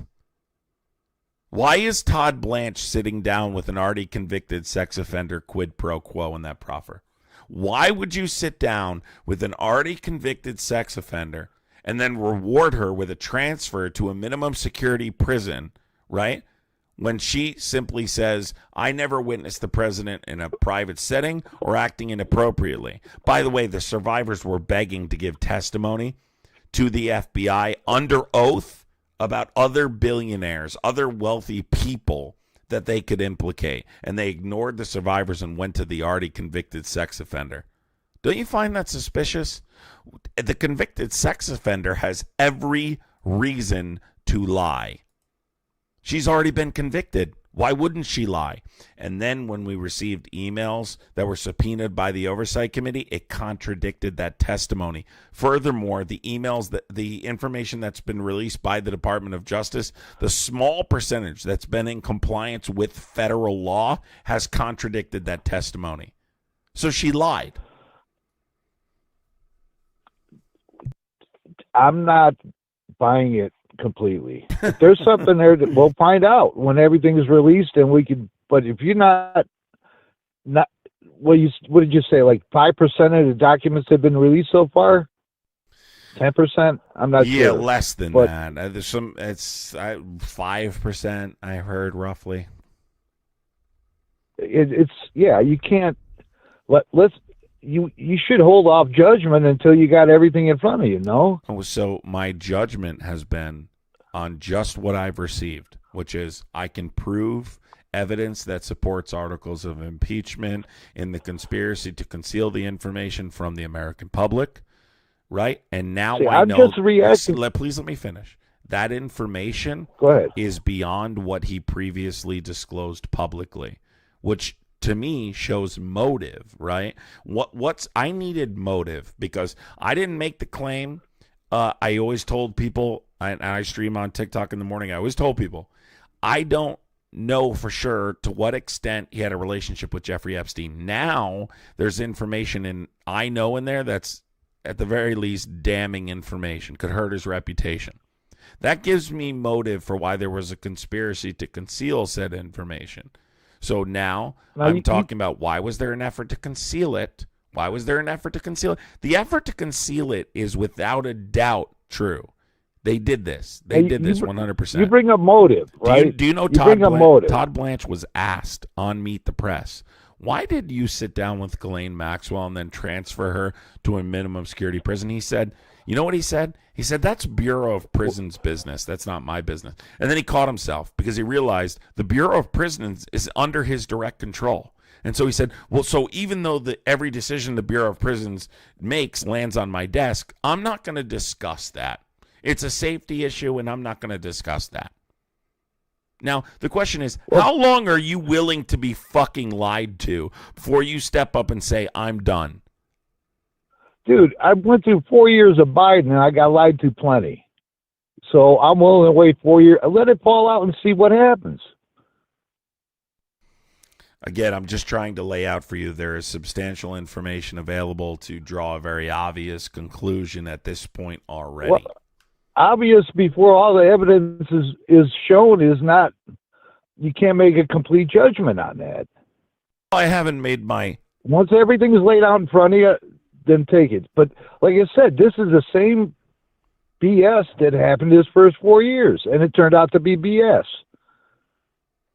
They will do anything to take his legs out from under I'm going to him. be honest with you. I don't feel that you're listening to me. I don't feel that you've listened to the information I've given you. I've exhausted every single possible avenue with you, and you're not listening to me. I'm listen to me. Listen you sound to me. like my ex-wife, but well, I'm gathering. I'm just from telling this, you. I'm gathering. I've from seen this before. But here and you it are. Smells this the is same to me. Can I say this though? You're discounting real, legitimate, damning evidence because you don't like Democrats. No. I used to vote Democrat back in the day. Yeah, I know. I've heard this before. Who's the last Democrat? Well, dude, I lost my house under Obama. Under Biden, I almost went homeless. The crash and I'm still on the verge of that. The crash happened because of Bush, not Obama. It was Clinton's policy. No, it wasn't. That took it was out the bank. What are you talking about? You have zero clue what he you're allowed them to invest more. Excuse me. That was the result of George W. Bush and Dick Cheney. Listen, I'm done with this conversation. If you're not going, here's what I'm going to do. I'm trying to encourage you to please go read the stuff that's being released. I can't do any more than that. I'm hoping that you will. I'm working poor. I work 2 jobs. I listen to the news and whatever online, but I can't commit hours and hours of something. I only get a few hours sleep a night. All right. Well, listen. You called in here. I'm simply saying to you, there's a lot of stuff there that you need to look at and stop this like unwavering loyalty for the president because there's so much information, man. You're really, it's not a good look. It's not. And dude, I got to go with what's better for me. You know, I'm trying to survive out here. I have a family I have to take care of. All right. Well, under Biden, my shop went from 450 people down to 120 in 4 years. At one point, I worked 100 days in a row because that much overtime was available. That all disappeared under Biden, all of it. Can you listen to me for a second? I'm trying to encourage you. That's all I'm trying to do. I'm not questioning whether or not you're too busy. I'm not doing any of those things. I don't know what your life looks like. I'm just trying to encourage you to look at some of this information so you can make an honest decision going forward, okay? If he's guilty, he's guilty. All right. You know, then it'll come out to that. But right. To then, I'm willing to give the man a chance. All right. Well, thanks for calling in. Appreciate it. Sure.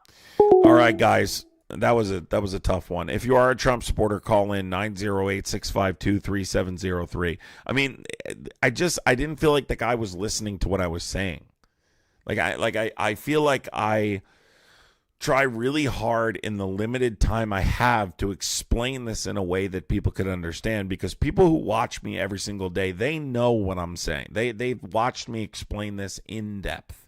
They know what I mean when I'm saying these things. But these people have not heard this laid out this way before. And the evidence doesn't work isolated. It needs to be explained in conjunction with all of the other evidence. You can't just isolate one piece of evidence and say, this proves that he is guilty, or this proves that he shouldn't be the president. You have to look at everything together, right? There's a timeline here, and when you look in all this stuff is available for you in front of your face, it starts to make more sense. I've gotten through to quite a bit of people with just that. Andy, thank you so much. Appreciate you, Andy. More Darkness says, he doesn't have to agree. You're cultish. Guy, you support Trump. I don't think you should be talking about a cult, okay? You support Trump. Yeah, I would appreciate guys supporting the Super Chat goal. If you are a Trump supporter and you still support Trump after the release of the Epstein files and all that's happening now, 908-652-3703. Let's move to the next caller. Guys, in the meantime, I would appreciate hitting the thumbs up button, everybody hitting the share button, typing in the chat, all of those things. And most importantly, make sure you subscribe so you do not miss lives. Make sure you subscribe and hit the bell. What's your first name, dude? Zero. You have to turn the show off in the background. I can't hear myself talking. You have to turn the live off in the background. All right. Yeah, you have to completely mute the sound on that, and we got to talk on the phone. All right. Okay, break it down. You say what now? I'm waiting for you to give your take. What's up? I basically just got one question. Why didn't Biden's administration release these files when they had the opportunity to do the same? They didn't. So as I've explained previously, all right, sorry, I'm getting another call here. Hold on one second. Call from Vinny. Vinny, you just got to hold on a second. I got to finish with this caller. I don't imagine it's going to take long. So just hang on, okay? All right. All right. So let's move to this guy. So you asked me when they had the opportunity to do so. Who told you they had the opportunity to do so? They didn't have the opportunity to do so. The files were sealed. DOJ is who. Excuse me. Are you going to let me finish answering or no? Go ahead. It was sealed by the court at the time because the Ghislaine Maxwell appeal was going on.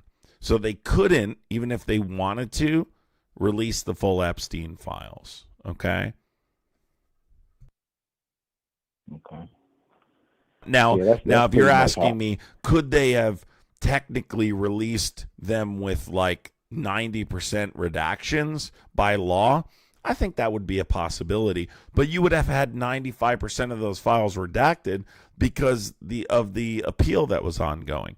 210 Rain Christopher, thank you for the $4.99. What an original question we haven't answered yet. Yeah, I've only answered that question 9 times today and about 900 times this week. So that's the case there. But I just want to say further, just to add on to your question, is that let's pretend for a second that the Biden administration had released the Epstein files during the Trump campaign. They would have been largely discredited. Okay? You guys, the Republicans, right, and I'm talking about elected officials, not just voters, were claiming there was an organized conspiracy to take the man's life. No one would have, let's be honest, no Republican would have believed they were legitimate. You would have dismissed them immediately as misinformation, as conspiracy, as another attempt to keep him out of the White House. So even if they were released under Biden, I think they would have been largely discredited. And I think that Trump is the person who should be dealing with them, as he's the person accused of having a relationship with Epstein. Joe Biden, 50 years in elected politics, has never been cited with or accused of having a relationship with Jeffrey Epstein. Okay, I just want to state one more thing before we leave the call. I just want to say I'm not Democrat or Republican, and I feel like no American should be Democrat nor Republican. Nobody should just pick a side. This is why nothing really gets done, and only like when Democrats in office, they do stuff for their people, and when Republicans in office, they do stuff for their people. Us Americans, all of us have to quit choosing a side and just vote neutral for both sides to do the right things. That's all I wanted to say. But you got a good channel. I'm not I'm not against anything you say or anything like that. I just wanted to say that too. I understand, buddy. Have Merry Christmas. Take care. All right. What's your first name, guest? Vinny. Vinny, what's going on? E.E. Green, thank you for the $4.99 super chat. Thank you for being on tonight, Adam. I appreciate you and hope you have a wonderful holiday. Thank you, E. Green. Appreciate you so much. Guys, remember, hit the subscribe button if you're new here so that way you do not miss future lives. Make sure you hit the thumbs up button, all that. Type something in the chat. It helps push the live out into the algorithm. Go ahead. Yeah, who, me? Type something in the chat or? No. I'm talking to the chat. Oh, okay, yeah. What's your Yeah. take? What's your take, Vinny? Yeah. Go ahead. Well, I'm definitely a Trump supporter and all, but I'm just wondering, what is the bombshell stuff that's coming on Trump that I guess I must have missed? You know, that everyone's like the Epstein files is so damning to him. Yeah. So there's a number. What is it that I missed? Sure. So there's a number of things. Number one, we have emails from the U.S. Attorney in the SDNY, which states that Donald Trump was on Epstein's jet with just Epstein, and a name that's redacted. So he claimed previously, number one, he wasn't on the Epstein plane, and then he said he was on it only with his family, and neither of those are true. So that debunks what he's previously disclosed publicly. We have the Larry Nassar letter that states that the president has the same interests as two violent convicted sex offenders. We have some FBI intake statements that claim some really grotesque things that I think you need to read through. I've stated them previously on this live that Trump may be involved in some really criminal behavior. We have information that contradicts statements Kash Patel made under oath. So there's several different things. The point is that there are witness statements on intake forms. There are documents and emails and things that indicate he had a relationship far beyond what he previously disclosed publicly. And so when you take that, right, in conjunction with his effort to conceal the information, it's quite concerning. Oh, all right. All right. Hey, thanks for clearing that up for me. Thank Awesome. you. Are you a Trump supporter? Yeah, I am actually. Have you? But I just wanted to know because I'm hearing everyone. Well, have you gone to? And I haven't heard anything. Well, have you? Well, I don't know. If you're waiting for people to hand you information, here's what I recommend you do. Okay, go to Google and type in Department of Justice disclosures Epstein, or I encourage you to just start Googling Trump Epstein documents and start looking through some of these documents. I can give you specific documents and their number and the document number that you can look up and see in data set 8 that show that Donald Trump may have committed some seriously criminal behavior. But I think that more importantly, what I've learned through this is that Donald Trump was not telling the truth about his relationship with Epstein. Thanks for calling in. Appreciate you. Hey, wait. You said the Department of Justice website? Yes, DOJ.gov. Okay, Department of Justice. All right, DOJ.gov. Thanks for calling in, buddy. Appreciate you. All right, what's your first name, caller? What's your first name, caller, and are you a Trump supporter? No, I'm not a Trump supporter, and there's some information that you need to know because you just had a call, and the guy asked, what's the worst or what are the things that he's up against? You need to know that there's two other things out there where he actually he got a girl pregnant. She was 13 years old, and they took the child. He went there and saw it be born in the hospital, and then they went down to the river and they drowned it. They didn't go to the river. They went to Lake Michigan, and I've stated it multiple times. Okay. It's literally on my screen right here. See, I'm blowing it up on the screen. So why didn't you tell? I did. I literally blew it. Why? I did. I blew it up on the screen. I know, but that guy that just called in, you didn't tell. He needed because to I'm on YouTube and I have to censor what I'm saying. But I did. I've read it twice on this live today. Okay, well, I think, and you know about the other killing too? Yeah, thank you for calling in. I've read it twice on the live today. If you're a Trump supporter, call in 908-652-3703. I've read it multiple times today. Got to give the last Trump supporter credit for at least saying he will look things up. And I hope he does, but from my experience, Trump supporters have not looked things up. So what else do you want me to say? They don't look shit up. They don't give a fuck. Washington fought in actual battles. Lincoln fought to free the slaves. Trump has diarrhea in his slacks. No comparison.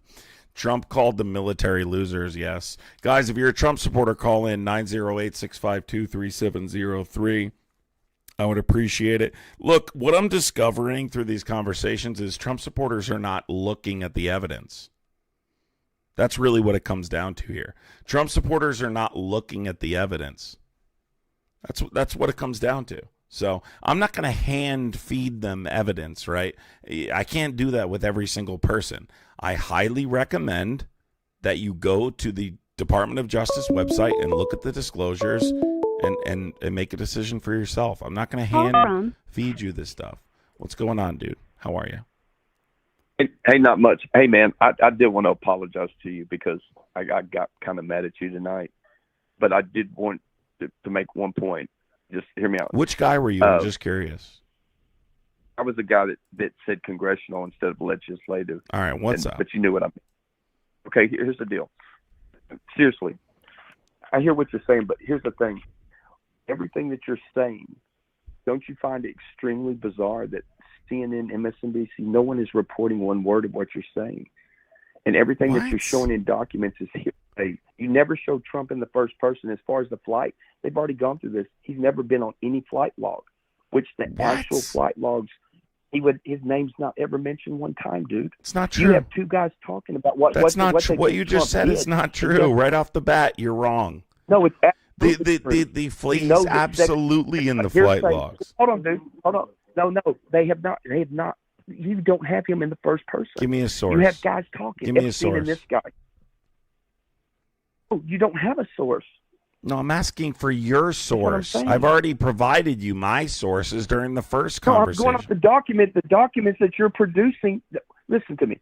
CNN, MSNBC, why are they not reporting one word of what These are directly from the DOJ's website. What do you mean? Yeah, and they had them hours before you did.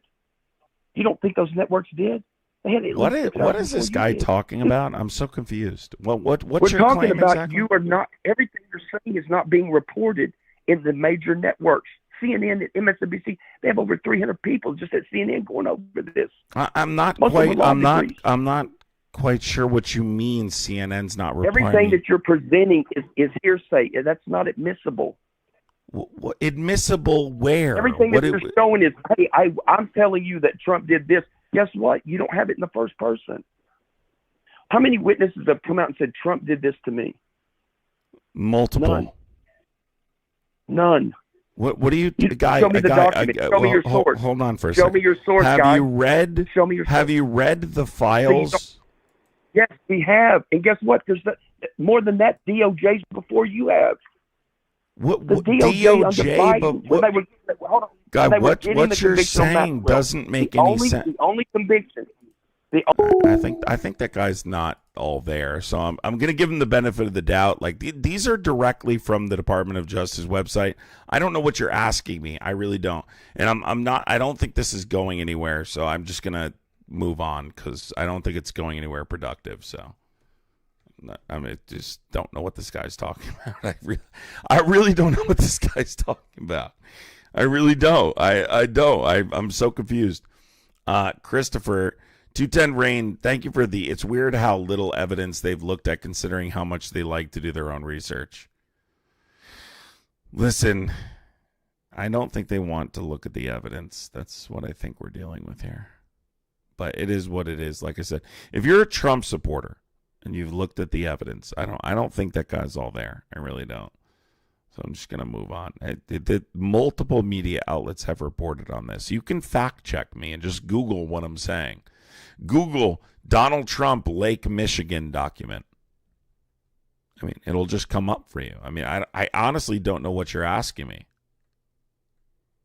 I really don't. I don't know what you're asking me, dude.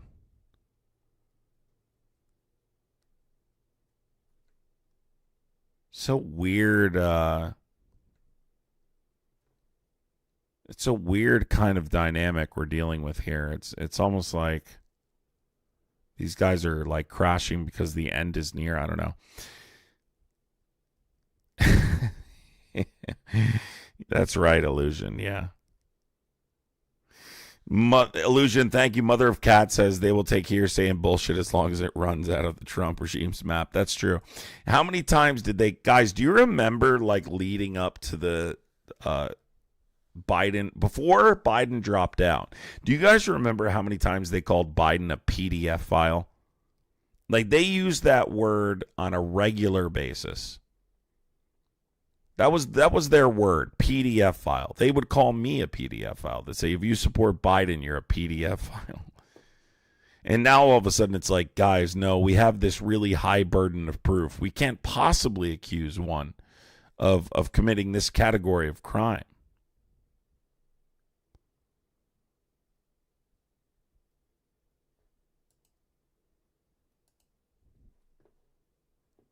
Did this fucking guy come in here and literally post another? I don't give a fuck. Don't post another fucking channel in here, you muppet.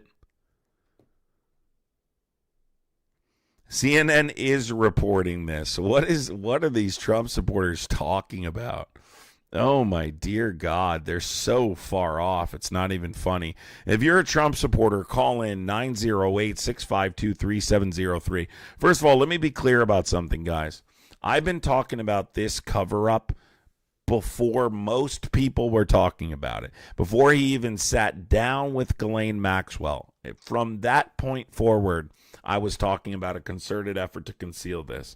There is no special that will go beyond how detailed I have covered this case. I have covered this case so incredibly detailed over the last, I don't know how many fucking months. I have made this a point of contention on several different lives. Yes, they don't care, like I said. Laura, thank you so much, Laura. Says happy holidays. Thank you for all your work you've put out over the last few days. Appreciate you. Thank you, Laura. Appreciate you. The evidence is there. If you want to see the evidence, if you want to see the truth, it's there. But the problem is we have a lot of Republicans who don't want to see the truth. They do not want to accept the truth. They're not interested in the truth. They want to go down defending Donald Trump. Good luck with that. Good luck with that. I'm sticking with the truth. Hey, Mitch, if you think I'm wrong, why don't you call in, Mitch? Call in, Mitch. Damn, Mitch Dyson, call in, bro. I want to talk to you. Call in, Mitch. Hey, Mitch, call in, sweetheart. I love how, like, somebody joins the live and they're like, show your evidence, as if I haven't been showing evidence this entire time. It is disturbing. I agree. Trump got voted least liked president in American history twice. Facts. Dude, do you know, Matt Candy, somebody on my live said Trump is a better, it was on TikTok, it wasn't on here. Somebody said Trump is a better president than FDR. That's how delusional some of these people are. Trump's a better president than FDR. Bro, that's the most wild take ever. That Trump is a better president than FDR. You're way out. When you believe that, you're gone. I don't know that you can be saved. I don't know that you can be saved at that point. That's a little, that's out there. That is out there. I know I've had a lot of people flip out on me today. I think that what's happening is like that last guy that said that mainstream media is not pointing this out is crazy. JTY, my political breakdowns. JTY, you don't know anything about politics. Shut the fuck up. You don't get to evaluate political breakdowns. That's why you're a nobody. Not a who wonder lost. We thought he was going to be a great president, still better than Harris in my opinion. Well, call in. Let's discuss it. How is he a better president than Harris? Gans says, you are disturbing. Meanwhile, you're supporting PDF files. That makes a lot of sense. That makes a lot of sense. You're supporting like human trafficking. Meanwhile, you're calling me disturbing. Oh my God. I love that this label is going to be applied to them. You might as well walk around with a gigantic stamp and put it on their forehead now, because there's no escaping the label that will be applied to these Muppets. Call from CK. CK. What is that, your nickname? Well, yeah, dude. Yeah, dude. Are you a Trump supporter? So listen, I'm not, but my stepdad is. All right, let me put him on the line and put him on the line and let me hand him his lunch. Hold on a second, real quick, dude. Yes, are you a Trump supporter? Yeah, are you a Trump supporter? I am. All right, you shut up and do what you're told. All right, so go ahead. Is your stepdad there? No, so that's what I was trying to tell you. He's not here. I don't live with him, but I just wanted to talk about. He's an old trades dude, and I just kind of personally have witnessed this phenomenon. He's an old what? Trade dudes. An old trades dude, right? He's a boilermaker. Oh, okay. That's what he did for a living. So he was in the trades, and there's this strange phenomena of these people that seem to have retired sometime between, say, the housing crisis, 2008 era, up to 2015, somewhere in that range. And it's like they retired, and they went home and they got bored, and they turned on the TV, and Fox News was saying some intriguing shit. You know what I mean? Yes. And it captivated him. It's weird. It's weird, and I keep stressing that he's from the trades, because there's a lot of guys in the trades that were forever Democrats of the 90s. You know what I mean? These were union-loving guys. Yeah. I heard everything about the 40-hour work week growing up. Yeah. Holy shit, I heard everything about the 40-hour work week. And so here we are, fast forward. He's in his mid-60s. He's got lupus. He's fallen the fuck apart. He's like the primo Medicare candidate, if you will. And to this day, he still supports this guy. I don't understand it. Yeah. You know what? You eventually get to a point where you realize, there isn't any science behind why they still support them, especially a union. Did you say he was a union guy? Yep, he was a big union guy. Yeah, that just makes no sense, right? You'll drive yourself crazy trying to convince yourself, why can't I convince this person that this guy's no good? Look, I mean, there are characteristics that are consistent among all of them. Undereducated is one. Super naive is another. But really, at this point, what I've determined is that if they don't want to accept the truth and they want to go with this unwavering loyalty forward, there's a very specific label now going forward that's going to be applied to them. And if they're willing to accept that label along with their support for Trump, which is that they support inappropriate behavior with children, PDF files, and human trafficking, then that's up to them. Go for it. Yeah, that's the weird part. It's really hard for the logical mind to wrap your head around that, how you could support it. And that's my angle. That's why I wanted to call your show. I was intrigued. I just found it a few days ago. I've been listening when I see it come across the feed. And I just wanted to call in and just kind of put that out there, that there's people like myself that I don't like this shit. Not one bit. And I got to watch people like my stepdad, and I love him dearly. He's taught me a lot of great things in life. I understand that. But the Trump thing, I just can't get him to not see it for what it is. So, well, one of the things I wanted to point out to all your haters that keep calling in. Let me ask you, though, have you gone through the evidence? And I mean, look, here's the thing. I almost don't even want to encourage you to do that, because it's like, it's almost in your best interest to just say, fuck it, really. But have you showed him some of the stuff that's in here, or? I honestly, I'm going to be really real with you. This last year since the election, I kind of just avoid the topic at all costs, just because it gets I understand that. Touchy real fast, because it gets to be in a fight, even when it's like something not bad, So, right. I understand. But I just wanted to point out that it seems like the trolling that goes on, obviously some of it is just that, it's trolling. But I really think there's something to it. You remember, I don't know how old you are. I'm in my mid-30s. I remember what that school ground bully acted like. And that's not really a world that we live in anymore. You can't really act that way. There's cameras everywhere. It's just not the same. And so isn't that just the old bullies with new tactics? Isn't that what's going on there? I think that they want to. I think that with this issue in particular, I think that Trump supporters are starting to realize, and I've been debating them for 4 years on social media, but I've been debating politics for a while. I've discovered now that most of them are crashing out, calling you names and doing things like that because they see the end. The end of this movement is in sight now. It's coming to an end. There's no doubt about it. I mean, if the Democrats have a successful midterm here, they're going to work to get them out of office. So I think that they see the end. I don't see him being there. I don't see him being there much longer than I agree. I think they're becoming more vile as a result of that, though. I think they see that end in sight, and so they're becoming more vile because they see that end in sight. Now, listen, that's not to say that our political system is going to get better overnight. There are other Republicans that are going to attempt to continue this movement. J.D. Vance is one of them. Project 2025 is not going anywhere.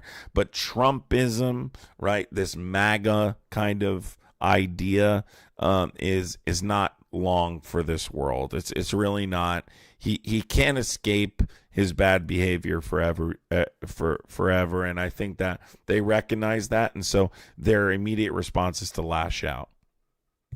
Right. I agree completely. It's an insecurity issue, and they don't want to feel like a dwindling group or a waning movement. It's just unfortunate because I wish that most people would see that most people just want to coexist, including them, Well, I think they take, so part of it, if I really am going to tell you, and Lee's7680, thank you so much for the $10 super chat, said, you help make the craziness bearable. Thanks for trying to educate the uneducated. Thank you so much, Lee's. I really appreciate you. Merry Christmas. I think that there are a few select things that they see in Trump that they like, and he defends those things, and they don't, and they love, and whatever that is, that those things are important to them, and because of those things, they're willing to ignore all of the other stuff. And we're talking about like 90% bad as a result of these few things. And unfortunately, I don't think many of them are educated enough to critically analyze their political position. I don't think many of them have been involved in politics more than just a few years. You know what I've noticed? A lot of Trump supporters are new to the political realm. They weren't voting prior to Trump. A lot of them just started voting when Trump became a thing, which is remarkable. That's right. Right? Like, and I think I think they'll leave the political scene when he's no longer a viable candidate. So we'll see what happens. I like I said, I think you have to understanding that MAGAism is white supremacy. MAGAism is something that has existed long before Trump. It just has a different name, and it's not going to disappear with Trump. I think there will be someone else to come along and try and carry this momentum forward, seeing its success. So we the people that understand, we the people that are capable of critical analysis, we the people that care about the Constitution, right, and our democratic constitutional republic need to fight and continue to push forward for the sake of the people who come after us. So thanks for calling in, dude. I appreciate you. Yeah. Is it Craig? Cray, C-R-A-I. Thank you. Merry Christmas. Merry Christmas, buddy. Take care. So let's see here. Really, the fun, like I really think Trump supporters forget that we the people aspect of this, like, and that you would be surprised how much you have in common if you were willing to let go of this Call from unwavering loyalty to this president. Go ahead. Are you a Trump supporter? Oh, yeah, I am. Yeah, I am. Are you? What's your first name? Tony. Okay. How old are you, Tony? I'm 38. I'm going to be 38. Go ahead, Tony. What's your take? I just think you guys have the wrong look on things, personally. Who's you guys? I mean, so far, you guys is in, like, the Democrats or not a Democrat. I work with Democrats, but I'm farther left than Democrats. I'm the boogeyman to you Republicans. But go ahead. I don't know what that means, but okay. It means I'm more like Zoran Mamdani than I am Joe Biden. That's what it means.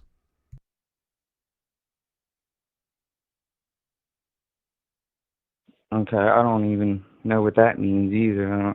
That's still Democrat, isn't it? I Democratic? guess in name, yes. Okay. Well, the way I see it, with taking all the statistics out of it, if you just look at what's right and what's wrong, I mean, personally, the Democrat side is trying to pretty much trying to open up the country to the world and kind of let whoever in here, not realizing that eventually that's going to change our country and what we stand for, right? I'm sorry, can you repeat that last part? So the Democrats are trying to open up the country to the world. If you open up the country to the world, that's going to let a lot of everybody from all over the place into the country, right? And all those people eventually are going to start to outnumber us Americans, and they're going to start to try to take over. Well, you got the Somalis right now trying to do that, right? Let's break this down. What is an American? A U.S. citizen. Born and so raised you in only the have to be a United States of U.S. America? citizen? So that means you can come from any other country and any other culture? Legally, right? Due process. Huh? I'm half Cuban. Due process. So my family What came here from. Did you say due process? Yeah, isn't it like a due process thing where you got to go through a whole process in order to be able to get your green card to be a legal citizen here? Don't you have to go through a whole? They have to do like a background check. They have to make sure that you're able. What is it to come over American? What's here and do American whatever? culture? Let me break that down. What's American culture? American culture is hardworking Americans.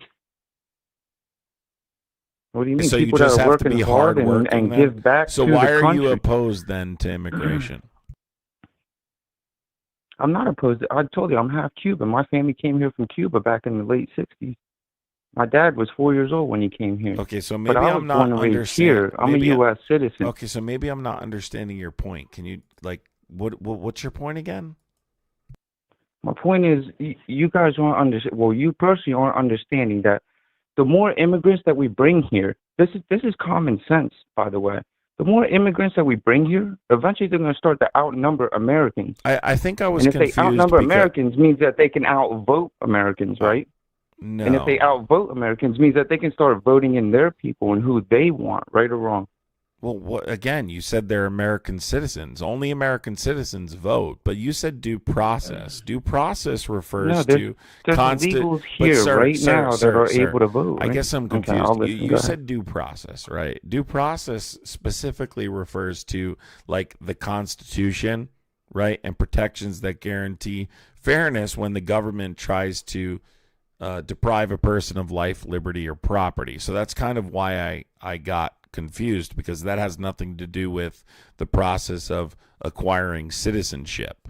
Okay, so that's I think why you're focusing on due process. I already told you. I might have messed up on the way that I said that. So then let me not clarify due process, for you. Just the process in general on coming over here from another country. You're concerned there is a immigrants process, correct? are going to vote for who specifically? Well, the Somalis are doing it right now, aren't they? Voting for who? Undocumented immigrants don't vote. Prove it. Okay, federal law says they're explicitly prohibited from participating in elections. Federal law says you can't have a fucking gun in New Jersey as well. Can you substantiate? Is there people with guns in New Jersey? Sure. If federal law is not enough for you, then please substantiate with a credible source that undocumented immigrants are voting in our federal elections. Go ahead. Okay, I can't prove that, but it is common sense that if we let more immigrants in here than what there are Americans, eventually they're going to take over and kind of vote their way rather than our way, right or wrong. No, because they're not voting, as I've already stated, and there's no source you can provide if me. the immigrants, they're just immigrants. I never said illegal immigrants. I said immigrants. So they're legal immigrants. What do you mean we let voting them come in here legally. So what do you mean voting their way? Like eventually, okay, so, since I'm from Cuba, let's say Fidel Castro was still alive. And if we get enough Cubans to come over here legally, right? did their little process, whatever. They have their green card. They're legal U.S. citizens, right or wrong. They can vote however they want to, right? They can still vote. No. Right? No, they're not voting in federal elections. Only U.S. citizens are eligible. No, wait. Only, that's what I said. So people with a green card aren't U.S. immigrants. citizens? When you say legal immigrants, that refers to lawful permanent residents, green holders. You're talking about U.S. citizens? That's what I just said. Yeah, green card, right? You know what a green card is? Okay, so green card holders cannot vote in federal elections in the United States. Only U.S. citizens. Green card holders are not U.S. citizens. U.S. citizens are eligible only to vote in federal, state, and most local elections. Voting as a non-citizen is a federal crime, sir. Okay? Voting as a green card makes you a citizen of the United States. No, it doesn't. I'm Cuban, brother. My family What are you just talking got done. about? Lawful permanent residents, which you're referring to as a green card holder, cannot vote. A green card doesn't make you a citizen. No, you're a lawful permanent resident. You're not a citizen. Do you know what a citizen is? Yeah, I'm a citizen. Have you ever voted? No, I don't vote. Yeah, okay, I don't believe that a human should be able to have control over another human. That would be why you don't know what the fuck you're talking about. So I'd ask you again. What? Just because I don't vote? U.S. citizens means that I don't know what I'm talking about just because I don't vote. You don't know what you're talking about. U.S. citizens can. What are you talking about? Just because you say it, all of a sudden it's federal the truth? law, you shoe. I don't need to with the green card, you can vote. What are you talking about? Oh my God! Illegal immigrants are the ones that can't vote, brother. Pull it up on your little computer. Aren't you in front of your computer right now? God help us all. Listen, aren't you in front of your I computer hate right now? Pull it up on Google. You don't know what Google it and read it out to me. Listen, you don't know what you're talking about. Are you in front of your computer right now? Yes, I don't need to. Are you? I don't need to. Can you Google it for me and read it to me? Why don't you Google it for me? Why not? Why don't you Google it for me and see? You're in front of your computer. I'm on the phone right now. Why don't you Google? I don't have the energy because I already know. You're live, aren't you? I need you to Google it and read it out to me and prove me wrong. You don't know what you're Why talking can't you about. prove me wrong? You don't know what you're talking about. If I don't know what I'm talking about, prove me wrong. You don't know what you're talking about. Prove me wrong. But are we going to? I don't need to. Everyone who knows what they're talking about knows you're wrong. So I ask you again. What are you talking? Prove me wrong. Bro, you're in front of your computer. You can easily Google it and read it out to me. Guy, Can a okay, green all right, card hold on. I'll Google it. Hold on, all right, I'll Google it for you. I'll Google it for you. Hold on. Please do, and read it to me.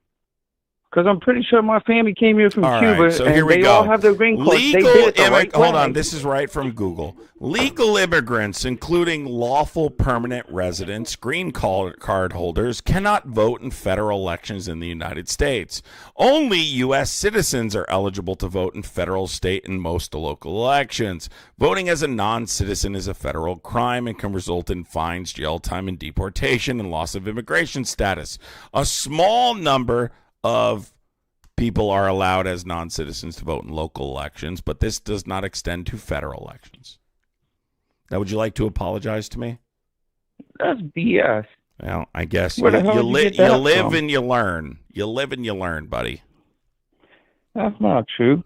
Now he says it's not true. In general, green card holders, Oh, my God. permanent residents cannot vote in federal, state, Right. They can't vote, guy. or most local elections. It's for U.S. citizens only can vote in U.S. elections. Sorry to tell you. So how come all these? Guy, listen, let me voting? spell this out for you. I have been engaged in U.S. politics since I was 12. I wouldn't say it if it wasn't true. Okay? So now Why do you bash people instead of educating I'm not them? bashing you. You're just an arrogant little tick who You're thinks laugh- you're an arrogant What little is that you're right an there? arrogant little tick who thinks he knows I'm not more. arrogant, bro. I'm You trying to need learn. I'm li- just listen I'm to me. saying No, stuff, and no, instead that's of saying, not how hey, you let me came off to educate me. you here. That's boom, not boom, how boom. you came off to me. You You're told telling me I was no, wrong. no. You're an arrogant little tick. Shut up. You don't have Shut to up. bash me, Shut bro. up. You No, need, see that's you, that's you mad need, disrespectful, shut and then up. you wonder why. There's a sock for your mouth. You need to listen more than you talk. Okay? You talk more than you listen. And that's part of the problem in U.S. politics today. We have too many people who don't know what they're talking about, trying to tell people who do know what they're talking about that they're wrong. You tried to tell me I'm incorrect. I tried to move on from it. Dude, you're wrong. That's not true. Can you tell me? But you didn't. You just kept telling me I'm wrong. Google it right now. I bet you're wrong. Google it right now. That's not someone interested in learning. That's someone interested in proving they're right. Does shit like that. Now listen to me. Who the hell talks to people Can like you that? shut up? And then you wonder what? No, I don't have to All shut right, up. 'cause then you know how goodbye. We're not interested in you crying. Don't act like you came as some innocent person trying to get educated.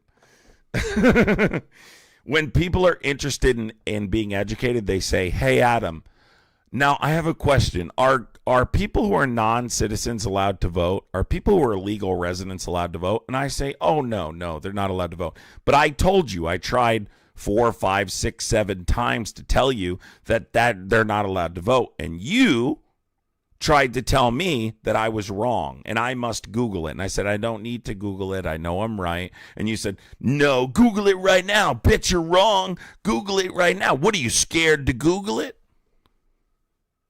You were wrong and you're embarrassed. And this is what happens when people get embarrassed. Stop claiming you know things you don't know.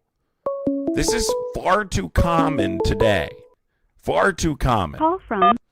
Are you a Trump supporter? Yep. Okay, now tell me, how do you feel about the Epstein files release? What's your first name first? Let's start there. Oh, my first name is you argue like a fucking libtard. All right. I just guess what? They're on. By the way, I just wanted to tell you they're on your Hey, forehead. no, they're on your forehead. Can They're on your libtard? forehead Fuck you. right now. Take them off. They're on your forehead. If you are a legitimate Trump supporter, 908-652-3703. Trump supporters are really emotional right now because they're on their forehead and they don't know what to do with it. 908-652-3703. I don't need to argue with anyone. If I say I'm right on something, if I tell you something, I wouldn't say it unless I'm right. You understand? I wouldn't say it's right if it's not right. Right? You just need to accept reality. 908-652-3703. Hi, yes. Are you a Trump supporter? Hi, what's your name? My name is Leslie, and I just have a little point to bring up, and I'll let it go. Are you a Trump It's frustrating supporter? me. No, but everybody else isn't getting what's going on right now. We're letting this go too far. To be honest with you, we're turning into Germany. I agree. Everyone keeps the second I hear somebody say midterms, like it's even fucking reasonable for him to even be dealing with the midterms. This guy needs to be out within 6 weeks. I agree. But And if not, we deserve what we get. what's your first name Great to again? talk Leslie? about it. Leslie, name is break it Leslie. down. Leslie, break it down real quick. Go ahead. I'm going to let you rant. Go. If we let this shit go, we deserve exactly what we get, because this is exactly what Germany did with Hitler. They put up with it, and then boom. Trump has already had a concentration camp. He's already throwing old ladies on the floor, and everyone is fucking watching. Now he's committed several felonies in our midst in the last couple of weeks. To even think that we will not go for impeachment is ridiculous, and that needs to be the only speech, the only thing, so everyone gets involved, because if I hear one more person talking about the midterms, I'm going to explode something. I mean, literally, this guy needs to go now. He's a raving lunatic. France declared us an enemy today. Okay, like the damage isn't done. We need to fix this damage or we're going to lose it all. That's just my point. Is that okay?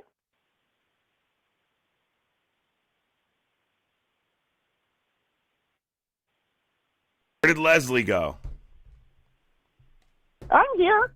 All right, Leslie, what'd you Did you say? miss what I said? I heard you. Okay, I'm just saying I mean, everyone's like, oh yeah, okay, let's go fondle some children, and then we'll talk about the midterms still. What? Well, here's the thing, right? And I understand what you're saying. Let me just say this, Leslie, and I agree. I actually agree with you because I have this crash out often where I'm like, why are we talking about democracy like things are the way they normally are? Because they're not, right? Yeah. A guy who tried to overthrow the government is in power.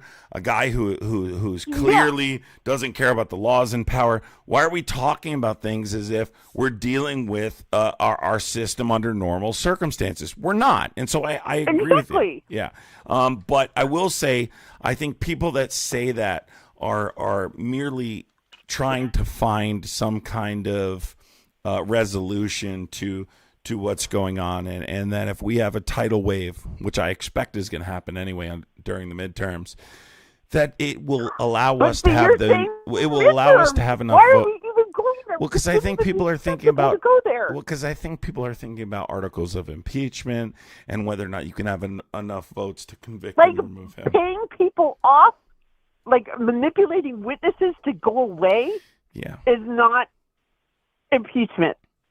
Hello, that's like one of the worst felonies. But you'd have to have messing with Republicans. the investigation. But Senate Republicans would have to step up, and I don't think that Democrats have a lot of. They are. They're pretty disgusted because there's such a huge swarm. They are breaking. They keep breaking. They keep breaking. Like 20 of them will always break. They're gonna break because they're disgusted too. Even Fox News is disgusted. I hope so.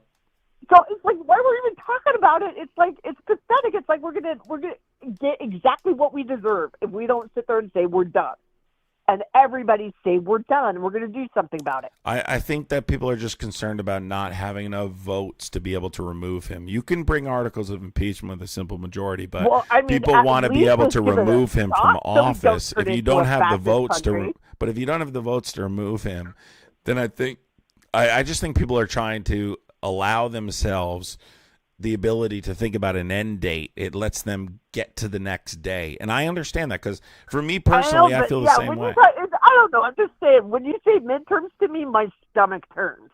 It's like by that point, we'll have like active war on us from like the UK. You know what I mean? It's going to be that bad. It's getting worse every week. Let's hope Republicans step up then. This is them preventing it from happening. Senate Republicans could step up tomorrow and we could remove it. That's why I'm not. We're not even trying yet. Nobody's even said the word. Well, they're going to... No one's even said the word. Well, the first step is here. They're going to initiate contempt proceedings. They need to start making referrals for obstruction of justice, criminal referrals. There needs to be some accountability for the Department of Justice. Pad the books and just get going. And, because I just keep sitting there going, yes, I love to talk about it. Yes, I love to get angry. But all this time, more people are getting thrown on the ground and more and more and more. It's like we have to put...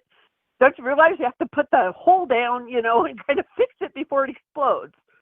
It's like we just need to get the bastard out now. Yep. Thank you for calling in, Leslie. I appreciate you. Take care. Okay. All right. If you are a Trump supporter, you can call in 908-652-3703. If you want to call in, if you have an opinion about this, make sure it's relatively quick. We're trying to move through people as quick as we can. Guys, make sure you hit the follow button. Make sure you hit that subscribe button. It's above right here. Make sure you hit the subscribe button so you don't miss the live. What's your first name, dude? Jason. Okay, hold on 1 second. What's your first name, dude? Thomas. What's your first name, dude? Thomas. Thomas, you need to. You're second in line. You need to wait for this next guest. All right. Okay. Okay. Go ahead. What's your take? Quick. We got people in line here. Go. It sounded like you were having Trump supporters call in. So I'm someone who still supports Trump. Okay. Is that not what you were having people do? Yeah. Have you read the Epstein files? I've seen most of the new stuff. It's like there's a lot there, but I am somewhat familiar with all of it, yeah. Okay, so considering the fact that there was a concerted effort to conceal it, and now we're witnessing files that substantiate there was a relationship beyond what Trump had previously disclosed publicly, are you still willing to support him? Yeah, I'm still willing to support him. I don't think that anything that I've seen has convinced me that Trump was, having sex with underage women. Cool. So I think let me read it something doesn't. out loud for you. I'm going to read something out loud for you. Okay. All right. All right. Hold on one second. This is direct from the Department of Justice. Data set 8 disclosure. Redacted asked Redacted about his time driving a limousine for us for 2 years in the Dallas-Fort Worth area. During Redacted time as a driver, he had met Donald Trump. Redacted noted he picked up the president in 1995 and took him to the DFW airport. Redacted reported some of the things President Trump had spoken about during the ride while on his cell phone were very concerning. Redacted reported he was a few seconds from pulling the limousine over on the median and within a few seconds of pulling him out of the car and hurting him due to some of the things he was saying. As the caller chose not to. Redacted noted Trump continuously stated the name Jeffrey while on the phone and made references to abusing some young girl. Redacted was unsure who he was talking to nor who he was referencing. As Redacted talked about his time meeting Donald Trump, Redacted demeanor went stone cold. As Redacted stated, he raped me. Redacted said, "What?" As Redacted replied, "Some girl with a funny name took me to a fancy hotel or building, and that's how it happened." Redacted advised Redacted to call the police regarding an incident. As Redacted stated, "I can't. They will unalive me." I'm using specific language. On Christmas Day, Redacted contacted Redacted and stated that she had in fact called the police about what they had talked about. Redacted told Redacted she had done good. Redacted did not hear from Redacted or Redacted until 1/10/2000. Redacted reached out to Redacted stating Redacted was dead and noted she was found with her head gone. Officers on the scene and Redacted stated there was no way it was a self-unaliving. That's one of many different documents we're reading here, including, and again, I'm going to blow this up for the chat. This is the limousine document for the chat, just to substantiate what I'm reading here. Furthermore, this is a document between Jeffrey Epstein and Larry Nassar. The Department of Justice claims this is not real. This is a letter. They didn't claim it was unfounded until after they released it. This is a letter that states that Donald Trump had the same interests as Larry Nassar and Jeffrey Epstein in a Jeffrey Epstein letter to Larry Nassar. Here is a document that shows that there was 10 co-conspirators, which contradicts the testimony of Kash Patel, who testified under oath claiming that Jeffrey Epstein had trafficked only young girls to himself. And there's multiple documents. Was he under oath when he said that? You said that he testified under oath? Kash Patel. Was he under oath? Yeah, Kash Patel, yes. Yes. When was he under oath, and when did he say that under oath? It was a congressional hearing. It was the last time he was under oath, whatever the date was there. Let me read this here as well. Epstein and his associates, including defendants, identified and recruited female victims, including children, and transported them to the Virgin Islands, where they abused and injured Epstein through and in association with defendants, trafficked and raped, sexually assaulted, and held captive underage girls. Moving forward here, I want to read an email from the U.S. I want to read an email here from the assistant. Are we going to get an opportunity to go through these one by one? I mean, yeah, we can go through them one by one. Assistant U.S. Attorney in the Southern District of New York. This is an email from the Assistant U.S. Attorney in the Southern District of New York.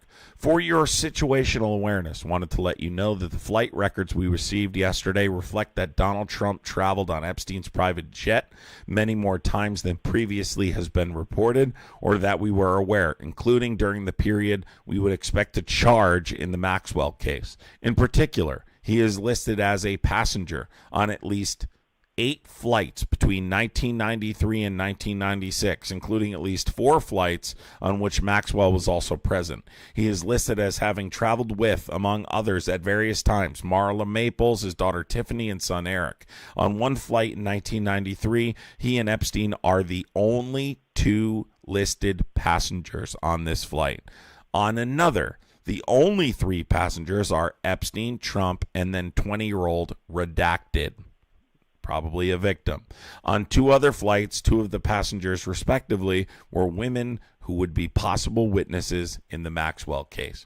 So the point is this, right, at this point, looking at all of this stuff, If you take individual pieces of evidence and you isolate them, then certainly you could give him the benefit of the doubt. But let's start with the concerted effort to conceal it. Okay, that's the first part we have to start with. Okay, and then we'll move into the release of the files. When you look at number one, Donald Trump calling it a hoax, and then let's start with first Pam Bondi informing him he's in the files. That's the first part we need to talk about. Pam Bondi informs Trump he's in the files in the spring, correct? Yeah, I believe so. And then Donald Trump starts calling it a hoax. Or at least that's what was it USA Today? Someone reported that, so I'm willing to that's been confirmed. I don't know. That's been confirmed sure. by them. Okay. That he was in the files and she. Okay, so he's in the files. Trump starts calling it a hoax. Hey, this guy's dead. Why are we still talking about this guy? This is a hoax. This is a Democrat hoax. The Oversight Committee says we're going to subpoena the testimony of Ghislaine Maxwell. Okay, if you're not going to talk about this, we need to subpoena the one person who's alive who can give us information regarding this case, right? When that happened, Donald Trump coincidentally sent his deputy attorney general to sit down with Ghislaine Maxwell prior to that testimony in front of the Oversight Committee. Do you know who the deputy attorney general of the United States is, sir? Not off the top of my head. That's a big problem for me when we're talking about this specific conspiracy, that you don't know who the deputy attorney general is. Right Play, thank you for the Canadian $2. Ready for the guest discount the facts he just learned. Yes, he is not educated enough probably to go over this, but we'll try and have a good conversation here. So, to be clear, I'm an attorney, right? So even if I don't know who the deputy attorney general is, it doesn't matter if I'm familiar with how these cases work. It doesn't matter if you're an attorney. I know more than you. So the deputy attorney general of the United States is Todd Blanche. Does that name ring a bell? Right, it does. Okay, who is that? You just said he's the deputy attorney general. I've definitely heard his name before. I mean, I told you he's the deputy attorney general, but why does it ring a bell? Outside of his job as deputy attorney general, which he's been for less than a year, why does that name ring a bell? Remind me. Okay. So he was Trump's personal attorney, right? He defended Trump in his criminal cases. Yeah. He's a very skillful, as much as I disagree with Todd Blanche, he's a very talented, skillful attorney. Very, very intelligent guy. He was standing next to Donald Trump when he received his unconditional discharge in his New York case, falsifying business records to hide campaign finance violations, right? He then became the deputy attorney general. Trump wanted him to become the deputy attorney general. I said from the beginning that was a conflict of interest. Okay, that was a conflict of interest. I don't think the deputy attorney general. Well, because when you look, what's the primary responsibility of the Department of Justice? And I'm not talking about by law. I'm just talking about ethically here. I mean, to execute the law, to manage the Justice Department? No. So the job of the Department of Justice is to protect the interests of the American people. That is their first and foremost. That is their primary. Right, by executing the law. By upholding federal law. I think that's a better description. Upholding. Okay.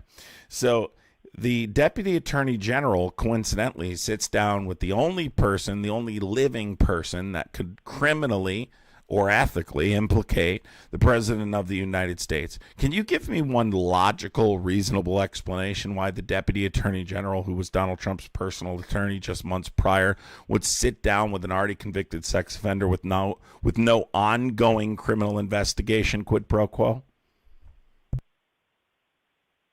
I mean, presumably to elicit helpful information. And if I told you the only useful, and if I told you that proffer was made publicly available, and the only information was that the president has not engaged in any illegal behavior in their presence and has not witnessed them in a private setting with Jeffrey Epstein, would you then say that is probably inappropriate? And when I say quid pro quo, you understand, I mean she was transferred to a minimum security prison in Camp Bryan, Texas, where we now know she's receiving preferential treatment. And by the way, the deputy attorney general will not specify why that meeting occurred. So I just want to add additionally, the deputy attorney general has been asked this question and then won't answer that question, which is quite concerning, right, as an American citizen, agree? I remember at the time there were a lot of calls for people to go talk to Ghislaine Maxwell. There was this open question of, you have this defendant in custody who was, ostensibly a co-conspirator to all of these crimes. Convicted. Why are you not interrogating her? Already right? convicted. So the fact that Trump would send an attorney that he trusts to go ask those questions, it doesn't strike me as like so obviously quid pro quo.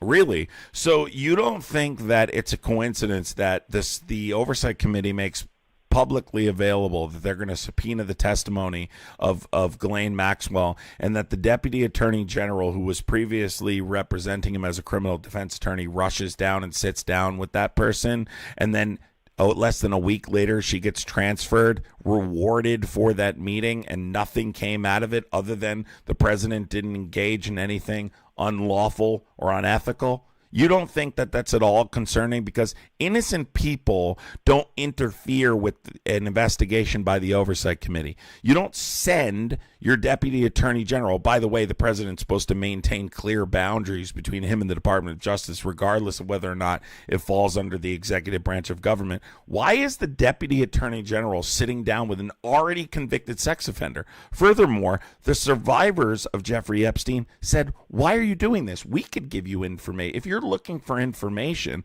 on other powerful people, we can give you that information. You don't need to reward our abuser. You are aware Ghislaine Maxwell directly participated in said abuse, right? Yeah, I am. Then I think you can recognize the very obvious corruption, right, counselor? I don't know if it's so obvious to me. I think that this type of deal in terms of exchanging information for improved treatment is not unheard of, right? It doesn't strike me as it's not so unheard far of out if there's bounds. an ongoing criminal investigation. If there's something, if she's Or, ratting someone out in a proffer, but that's not what we're talking about. Nobody was arrested. There's no ongoing investigation. In fact, Donald Trump didn't launch an investigation my until opinion is that hold on. most of Donald Trump didn't order the DOJ to launch a criminal investigation until he couldn't convince Republicans not to sign on to the discharge petition. Right. I think that Donald Trump, once he was aware that he was in the files, was concerned that this was going to turn into Russia 2.0. The idea that there would be endless news cycles going through every time that he's mentioned in the files, even if there's no conclusive evidence of any criminal wrongdoing. And to be clear, I haven't seen anything that has convinced me of any criminal wrongdoing. And so I think that he made what I would consider as let me just finish my point briefly. Like, I think it was a miscalculation. I think that promising the Epstein files and then trying to back out was obviously a really bad look, and I think that he suffered politically for it. But I don't think that it's not persuasive that he was having sex with underage girls. Why are you setting a criminal burden of proof during this conversation? I didn't establish a criminal burden. I don't think that I did. Yeah, you did. I don't think I said you a criminal just burden of said proof. that he was sexually assaulting young girls. You just said a burden of proof. What you're talking about? I don't think I said burden of proof. I said it hasn't persuaded me that he engaged in criminal activity. Criminal so I would be activity. using a strict preponderance. Well, how do you establish someone engaged in criminal activity? Right. If there was, there's a woman criminal to come forward burden who of had been- proof. Aren't you an attorney? Is there a No, burden but of proof in I our was- criminal I system? was already I saying didn't that- establish that there's a So the beyond criminal a burden reasonable of doubt. proof is to secure a conviction. Right, which is I'm what you're just saying, talking I'm about. basically Establishing they using- engaged No, in I'm not. criminal activity. That's what you just stated. Right, but my own opinions about whether or not someone engaged in criminal activity, I have a personal burden it's 50% preponderance. Okay, right? So it's and your burden's the evidence that lower I've than seen- beyond a reasonable doubt, correct? If someone should be president of the United States? It's like whether or not I think that something is true is whether or not I think it's more likely that it's true. Okay, right? then So establish for me why the president tried that convinces me it's establish for me why the president tried to convince Republicans not to sign on to the discharge petition. I think that there's stuff in there that is going to give his opponents in the media a lot of fodder, right? And I think that he saw it as, if There you I go. do this, it's going to be if I release this, it's going to be the beginning of the lame duck portion of my presidency. And so I'm just going to try to, fake news my way out of it. But you're conceding. I think it was a wrong calculation. You're conceding I think it was to a wrong corruption. calculation. You're conceding you've just conceded to a cover-up. I have you already where I want you. You just conceded to a cover-up. So you're establishing... I mean, if you want to call it a cover-up, that's fine. Because you're saying there was information beyond what he previously disclosed publicly, and then there was a conspiracy to keep that information from the American public. That's why I revert back to what is the obligation of the Department of Justice? To protect the interests of the American people and uphold federal law. If the Department of Justice is working in a private defense attorney capacity to keep damning information about the president from the American people, does that support articles of impeachment? I mean, it's up to the people in Congress. I obviously wouldn't impeach over this. The answer is yes. You know, like politics is a dirty... I mean, I don't think so. I mean, to be clear, there's no set criteria for what is an impeachable offense. Agreed. I believe the Constitution just says high crimes and misdemeanors, Correct. but there's no guidelines on what that even means. Right, and so to me, it's like this is someone playing politics. I think that there was a major unforced error with having Pam Bondi and Cash Patel run around pretending that they were about to release all of this information. So they led the horse to water, and then, you know, there was not really a delivery on that point. And so they needed something, but the problem is that Trump's in the files, right? So they kind of painted themselves into a corner. But at the same time, like, none of this convinces me that Trump is some sort of sexual predator. Again, why are you why are you establishing a burden of proof I've not set? You're doing this deliberately. You're trying to set an unreasonable burden of proof so then you can claim, well, I can still support him because we've not established that he is directly engaged in sexual abuse. I've not made that claim. What I've made is that his relationship extended Excuse me. I have said his relationship extended beyond what he previously disclosed publicly, and there was a conspiracy to conceal that information. I talked about this prior to this information being released. Now that this information has been released, it's clear there was motive for the conspiracy to conceal it. I think that supports articles of impeachment. And I think you agree, which is why you conceded. There's information in there that you believe to be damning, information he doesn't want to get out, and that obviously that's why they kept it from the American public. Right. So if you're not alleging that there was underlying misconduct that he is covering up, just that he's, you know, covering up things that would be embarrassing, right? Then I would probably agree with you. And then then the disagreement would just be whether or not that's worth impeaching him over, right? And to me, it's like, you know. Here's the thing: I would not claim that until 100% of the files have been released. I think there's some bizarre stuff that's happening here. They just claimed today that 1 million files were found, therefore they're going to need an additional few weeks to release that information. I'll be able to give you that argument when the rest of the files have been released. But at this point, I think I can establish that there's been a conspiracy to conceal, whether that information is damning, right, embarrassing, whether there's, like, you know, some ethical issues there, or criminal. That's up for interpretation. But what's not up for interpretation is that he didn't want the information we've received so far to get out to the American people, and there was a coordinated criminal effort to conceal it from the American public, including interfering with an investigation by the Oversight Committee. What's the criminal? So you said that there's like a criminal conspiracy. What's the criminal element here? Well, I mean criminal in the sense that criminal in the sense that it supports him being removed from office. The Department of Justice is obstructing justice. So the criminal aspect comes with the obstruction. Do you understand what the Epstein Transparency Act stated by according to the law?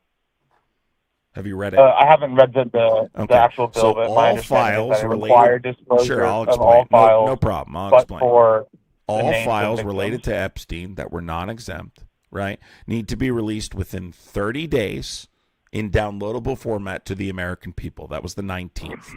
They did not release all of those files. That's where the criminal element comes in. The rest of it is impeachable. Like, you're in contempt, right? You're not. It's not like a criminal charge. It absolutely is. And a future attorney general could prosecute Pam Bondi for obstruction of justice. What are you talking about?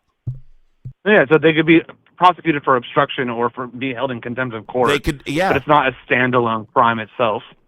Oh no, she's obstructing justice. It's absolutely a crime. What do you mean? But I would say that like these things are generally slow rolled like this. Like the fact that they're asking for more time, everyone knew that they were going to do that.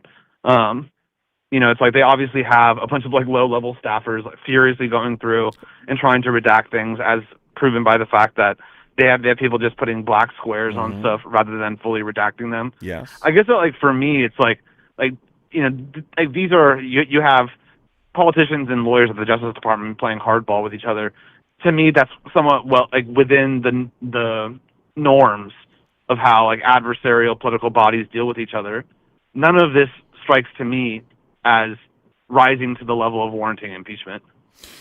That's your opinion. I don't think we can establish that fully until it's all been released. But all I would say to you is I encourage you to review each document individually, and whether or not you believe like individual firsthand accounts of whether or not Donald Trump committed criminal sexual abuse.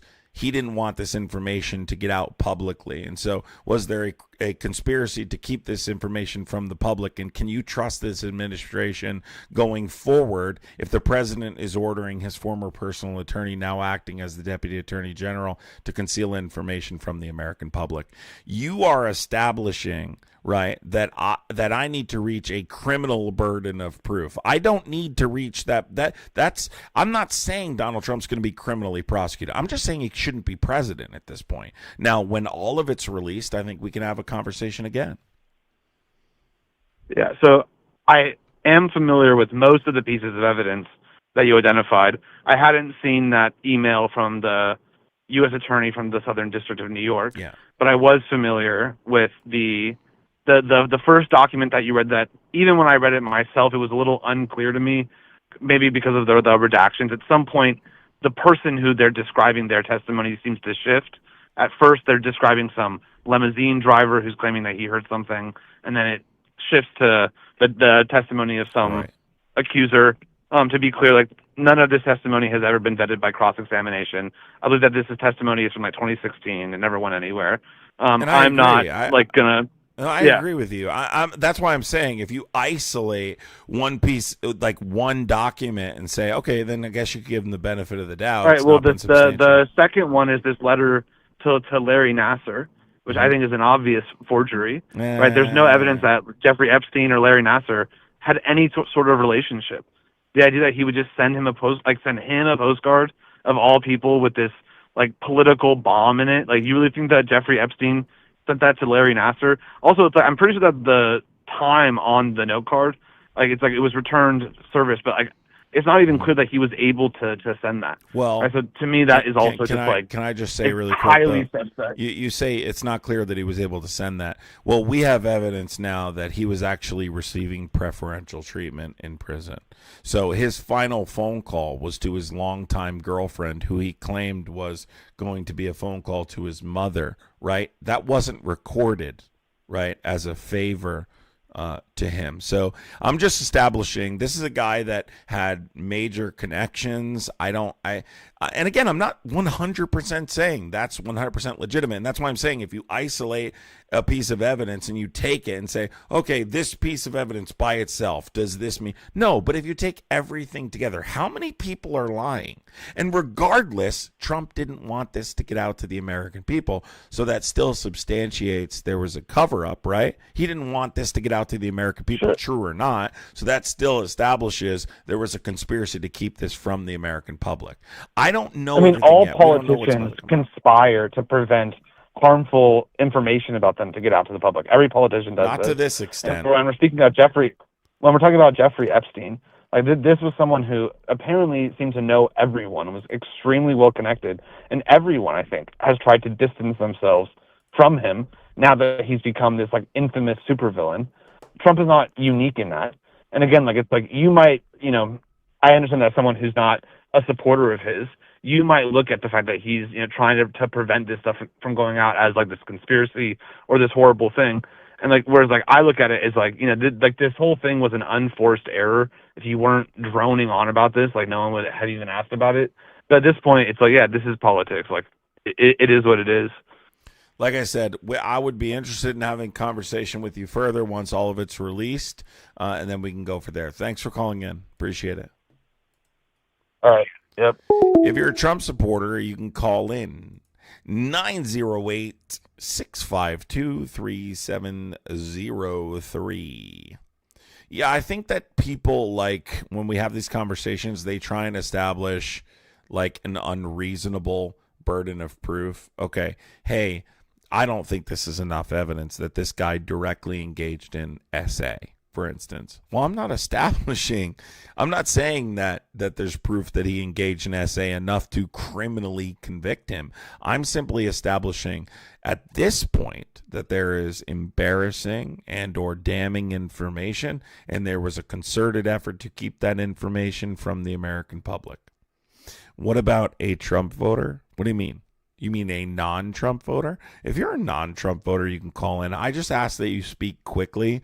When I say Trump voters because non-Trump voters sometimes can ramble for long periods of time, and it's like... Call from? Yes, what's your first name? How are you? Jonathan, how you doing, sir? I'm good. What's going on? Hey, I'm not a MAGA, big guy or anything. I'm considered a conservative libertarian, but I do support Trump. So I just wanted to start with that. So, as far as everything I've been able to research, everything I've read through the files in the past, couple, I think it's like a week or two or whatever, that I've been doing this, and every, address that I've heard from the DOJ and the congressional hearings between the Democrats and the Republicans and other cases going on about the fraud and all sorts of stuff. And, as far as what we know with the Jeffrey Epstein case is Donald Trump only has flight logs with Jeffrey Epstein as far as I'm concerned between 1990 and 1996. That was before Jeffrey Epstein bought the island. He bought the island in 1998 for $7.5 million. The abuse didn't just occur on the island, so that's irrelevant. Okay, well, he bought the island for $7.5 million. There's no the record isn't doing anything. He abused young girls in Florida and New York and all over the country. So whether or not he all had of the island, the cases that were brought against him that he went to go any court for were proven false, first of all, and then also that the ones that Kamala Harris how many victims of Epstein are there? How many victims of Epstein are there? He's getting. Kamala Harris is getting has information. Her name being is given Kamala. To the DOJ and other Kamala. Say her name correctly. Whatever. It's Kamala. No, don't say whatever. Say her name correctly, or No, I'll kick because you. It's Kamala. Okay, Kamala. Thank you. Because she withheld evidence that proved Trump's innocence, and it's been proven. There's documents and all sorts of stuff proving that. What? And that's been sent over to the DOJ. About? It's all in the congressional hearings. If you just watch everything that's going on. You have no idea what you're talking about. She withheld evidence that proves Trump innocent. First of all, let's be clear about something. Into it. There's claiming the island, you have zero clue what you're talking. You can't even pronounce her name correctly. Are you going to shut up and let me talk, or am I just going to kick you? It's all public information. 5 seconds. Shut up. You going to shut up? Thank you. Right. Thank you. Appreciate you. Whether or not he had the island or he was on the island is a completely irrelevant point. Does not matter. It's totally irrelevant. When was the first time Jeffrey Epstein was accused of sexual abuse? 2006. And Trump actually banned him from all his Mar-a-Lago clubs. Wrong. You are so far off base, it's not even funny.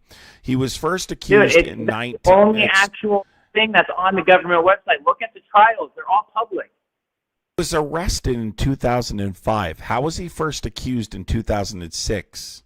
He went to trial in 2006. That's what he went to trial for. I'm not talking about no idea when you just said he was first accused in 2006 when he was arrested in 2005. In trial, excuse me. Am I going to hang up on you? I'm not interested in playing this game where you steamroll. You're loud and you have no idea what you're talking about. You're just another know-it-all of nothing. You just said. When did he ban him from Mar-a-Lago? When did he ban him from Mar-a-Lago? He banned him. This is the controversial part. On paper, he banned him. No, it's not. Trump was very clear. When did he ban him? 2007. Right. When was he first arrested for sex-related crimes involving minors? 2005. Thank you. Right, but he has no record of Epstein going to the Mario Club in between after he got arrested until he got banned. Wrong again. So first of all, there's no evidence. There's no factual evidence. Trump himself admitted this. Trump himself admitted this. He admitted this himself, that he absolutely went to Mar-a-Lago after. Did Trump ban him the first time he thought he was recruiting young women from Mar-a-Lago? Yes or no? Sorry?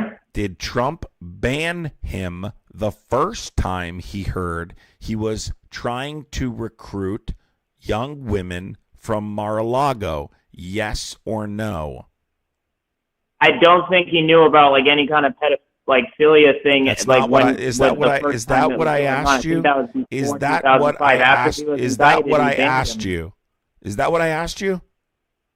I didn't ask Well, you. if somebody was recruiting my employees for work and I didn't know they were a pedophile, that's like just different. It's not. But it's not. But it's not, right? Like so this is what you need to understand. He didn't ban him the first time. He gave him a warning. By Trump's own admission, he gave him a warning. The alleged ban didn't occur until Jeffrey Epstein sexually harassed a young girl. That was the second time. He didn't ban him the first time. He warned him. This is Trump said this on Air Force One. Everyone knows this. So he was trying to recruit young girls. He wasn't harassing them the first time, and he warned them. And then the second time he did harass them, and then he banned them. Correct. Well, according to him, I can't that's say. Hold on, let me clarify. The first one isn't harassing anybody. That's just trying to poach people. Well, okay, you said poach, which is funny, which means you read the email subpoena from the Oversight Committee, correct?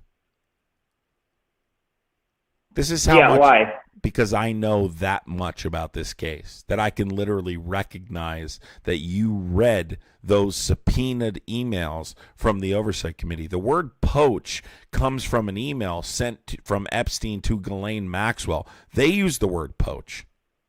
What did they say in that email when they said he was aware that he was poaching young girls? What did they say?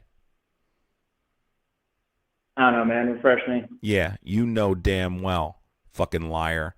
That Trump was aware aware of the girls, of him poaching the girls, correct?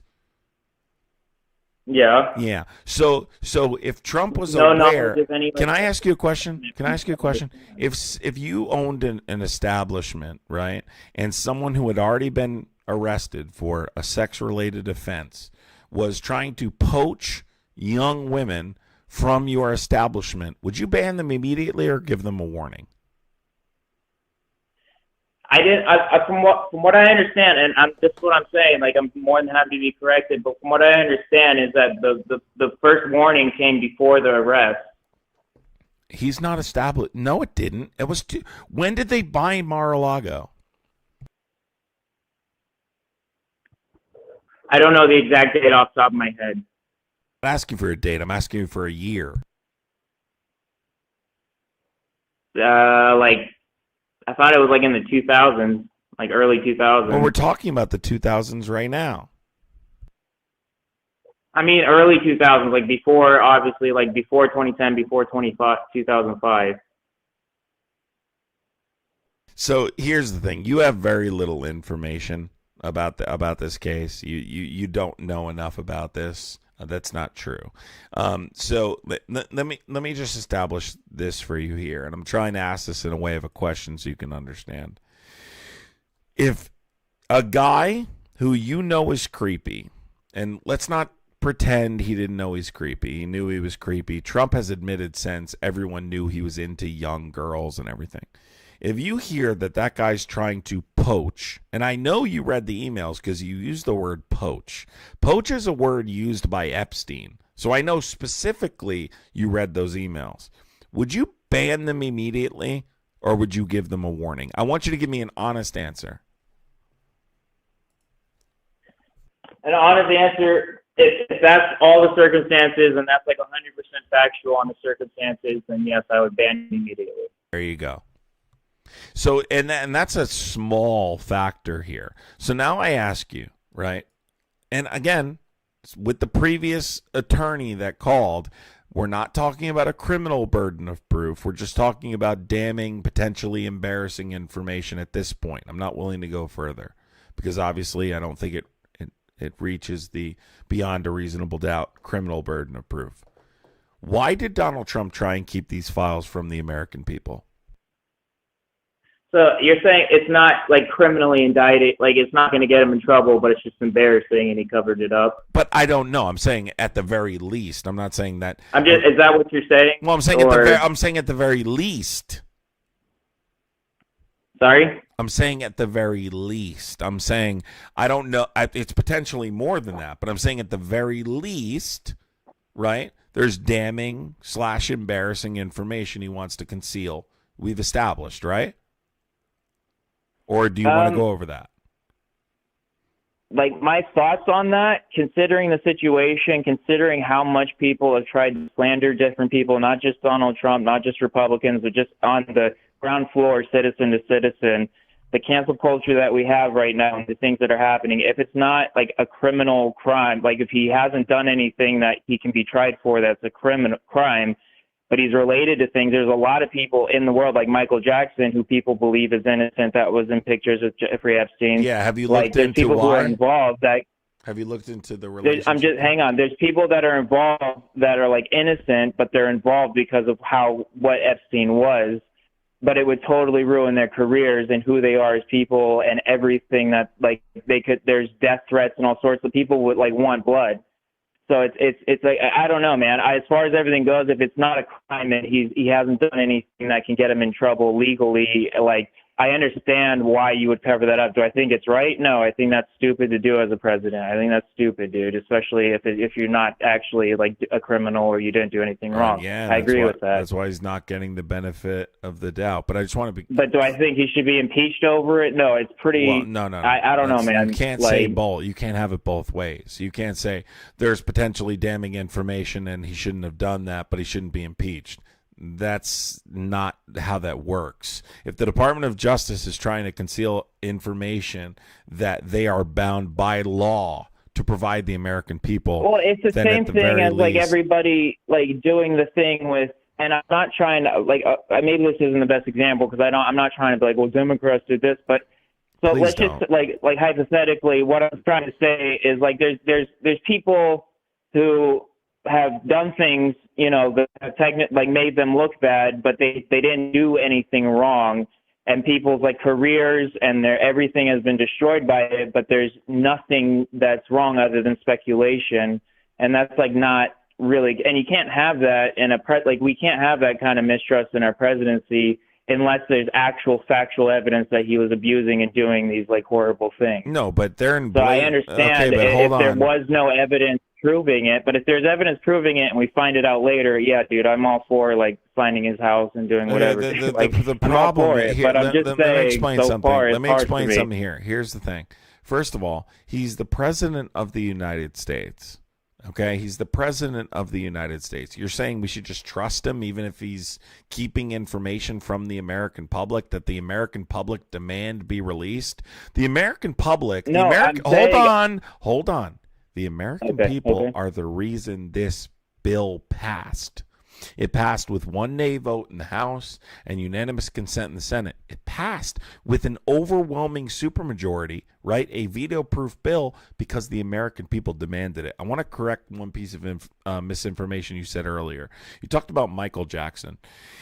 I'm not here to defend Michael Jackson, but I want to be clear. The photos of Michael Jackson and Epstein, right, that have come out in this were taken during a single meeting in Palm Beach in 2003. Where Jackson was looking for real estate opportunities in Florida. They did not have a relationship. I'm simply stating this because Republicans typically use this to deflect away from Trump. This is not relevant. Okay, Michael Jackson. I'm not trying to say Michael Jackson did anything wrong. I believe that he didn't do anything wrong. I was just saying. You did kind of insinuate. What I meant was like we can believe that, but we can't. I don't know. What I was trying to say is that there's people who are involved. but they're not the same thing. That's why I'm correcting it. We're talking about the President of the United States weaponizing the Department of Justice, which Republicans repeatedly accused Democrats of in regards to his 4 criminal indictments, to cover up potentially damning definitely, but potentially criminal information about the president. You guys constantly railed the Department of Justice is working to weaponize, or the Department of Justice being weaponized by the president to go to keep him, or being weaponized by the president to keep Donald Trump out of the White House, which wasn't true, right? And I've had multiple. Actually, there's evidence that's going on that the yeah? What's her Really? name? Oh my gosh! You're about to Gabbard, find out. You're about to find yeah. out. Tell me which of the 4 criminal indictments were weaponization of the Justice Department. According to Stacey, her name's Stacey Gabbard, right? The new leader of the intelligence committee or whatever. Tulsi, not Stacey, but go ahead. She's a clown. But Sorry, go ahead. so she understood. She has found evidence based off of Obama's administration in 2008 that in the final weeks of his departure in the White House, they have documents that they have now procured from the previous person that was in the intelligence of their team, that they were directed by Obama to pretty much stage a coup against Donald Trump, saying that he was colluding with Russia for the 2016 election. That's not what I and asked. the evidence that they found was that Putin. That's not related. First of all, that's not true. Tulsi Gabbard is a clown who lies constantly. That's not related. And I don't want to get into Obama. Biden was the president when Donald Trump was criminally indicted, right? What of the 4 criminal indictments prove weaponization of the Justice Department? I'm not sure because they haven't stated everything yet. They're going through it, but according to the address that they gave to the public, there's things that Kamala Harris withheld that proved his innocence. That's going to be going, like, he's suing them for it because he has evidence. Which for it or whatever. Which indictment? All of them. Let me correct something in chat. Somebody in chat said, "This is fucking." I hope you're being sarcastic. I really want to yell at you because it really pisses me the fuck off. This guy just in chat just said the DOJ has an obligation to protect the reputation of the president. What planet are you on? Let me be clear to everybody in here. The DOJ does not. They're kind of supposed to be unbiased, right? Completely. Let me talk. The president is supposed to maintain a clear separation from the Department of Justice, not by law, just ethically. The DOJ does not have a legal obligation to the president at all. Okay? The protection of the president belongs to one department, and that's the Secret Service, which is tasked with safeguarding the president and the vice president, right? And obviously other designated protectees under federal law. The DOJ's role is to enforce federal law, to investigate threats, to prosecute crimes, including those against the president, not about his reputation. It does not provide any protective services. You shoo. Their obligation is to the American people. Don't you ever say that again. Don't you ever say that again in my live, or I will block you permanently. Don't ever say that again. Now, to this guest on the phone, I'm going to ask you very specifically. There are 4 criminal indictments. One, he was convicted on, the first one, falsifying business records to hide campaign finance violations. Number 2, willful retention of classified documents, obstruction of justice. Number 3, conspiracy to defraud the United States, considered the January 6th case. Number 4, racketeer influence corrupt organization in Georgia. What of those 4 criminal cases were weaponization of the Justice Department? As far as I'm concerned on those 4 cases, the first one I could speak on is January 6th. That was totally the BBC totally changed his words around and cut things out. That didn't just come out until recently. He didn't incite anything, at all. That's not what the case is about. It's a conspiracy to defraud the country case. Do you know anything? Did you read that indictment? Let's start with indictment. The January 6th indictment? Let's start going forward. He was convicted in the falsifying business records to hide campaign finance violations case by a jury of his peers. So let's move to the second indictment. Willful retention of classified documents, obstruction of justice. How is that case weaponization of the Justice Department under the Biden presidency? What falls under the executive branch? I'm not, dude, I'm not 100% sure on that exact claim. one. Listen to me. Don't make the claim again. The title was about the Epstein files. It's time to go to bed. Don't make the sorry. Then don't make the claim. Don't make the claim. That's just what I've heard on the address of what they were talking about. The Trump administration was saying they found documents that proved his innocence in those felony cases, and they're going to be using that to figure out what to do. Not true. And they gave it over to the DOJ or whatever. Not true. That's what they said on live TV. That's what I've been watching. Well, that's I'm not cool. saying that's, except I know these cases like the back of my hand, and I can tell you that Donald Trump repeatedly obstructed justice during the course of an 18-month-long investigation, including lying on an affidavit, ignoring a government subpoena, enlisting people to destroy evidence, lying to investigators. He absolutely broke the law, right? There was tons of evidence in this case, including but not limited to recordings that show him sharing classified documents that pertain to attack plans for other countries, right? Sharing that information with people who don't have security clearance, documents, recordings, eyewitness testimony. He would have been convicted on any of the three cases in which he wasn't convicted on. They were dismissed, right? By the Department of Justice because of their policy not to prosecute a sitting president. Have a good night, okay? Call back again. I love you. All right, man. You don't I want to hear said I anything else? love you. Don't you love me? As a human being, yes, sir, I do. All right. Have a good day then. Yikes, man. I'm tired.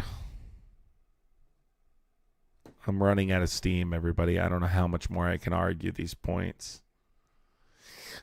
Listen, I spend a lot of time going through this stuff. I spend a lot of time studying this stuff. And, to hear people so blatantly lie, it just bothers me. It's very frustrating to hear people just fucking lie. Do you know what I mean? You're not telling the truth. All right, everybody. I think I'm going to call it quits. We've been live 3 hours. I hope a bunch of you subscribed. I hope a bunch of you contributed to the gifting goal. I didn't. I hope you did. I appreciate you. For all of you that did, I appreciate you guys. And I hope you guys will come back again. But I finally have hit the point where I can't argue anymore. I tried the best that I can for the night, but I'm exhausted. So hopefully we talk to some people again in the future. Hopefully people can concede to points they're wrong on. I'm fine with having debates where both sides can concede. And there are times, sometimes you have to concede, right? It is what it is. But this insistence on, weaponization of the Justice Department or, Donald Trump didn't do anything that was these things are just very frustrating because the evidence is right in front of your face. It's like saying the sky is not blue, but I appreciate you guys. I love you. I would appreciate hitting that subscribe button. If you guys don't follow me on TikTok, it's the same name, adamcrai, on there. Follow the account with 160,000 followers or whatever over there. That's the one I go live on in the morning on TikTok, and I go live on here every day. I just started going live every day over here. Tina, thank you for the $5 on Venmo. Says thanks for being with us tonight. If you guys would like to support further, you can in the link tree in the bio. I love you guys. Hope you have a Merry Christmas. Hope you take care of yourselves if you're alone or whether you're with family or whatever the case is. I hope you guys have a Merry Christmas and enjoy the tree. Whether you have a big family, a small family, whether you're by yourself or not.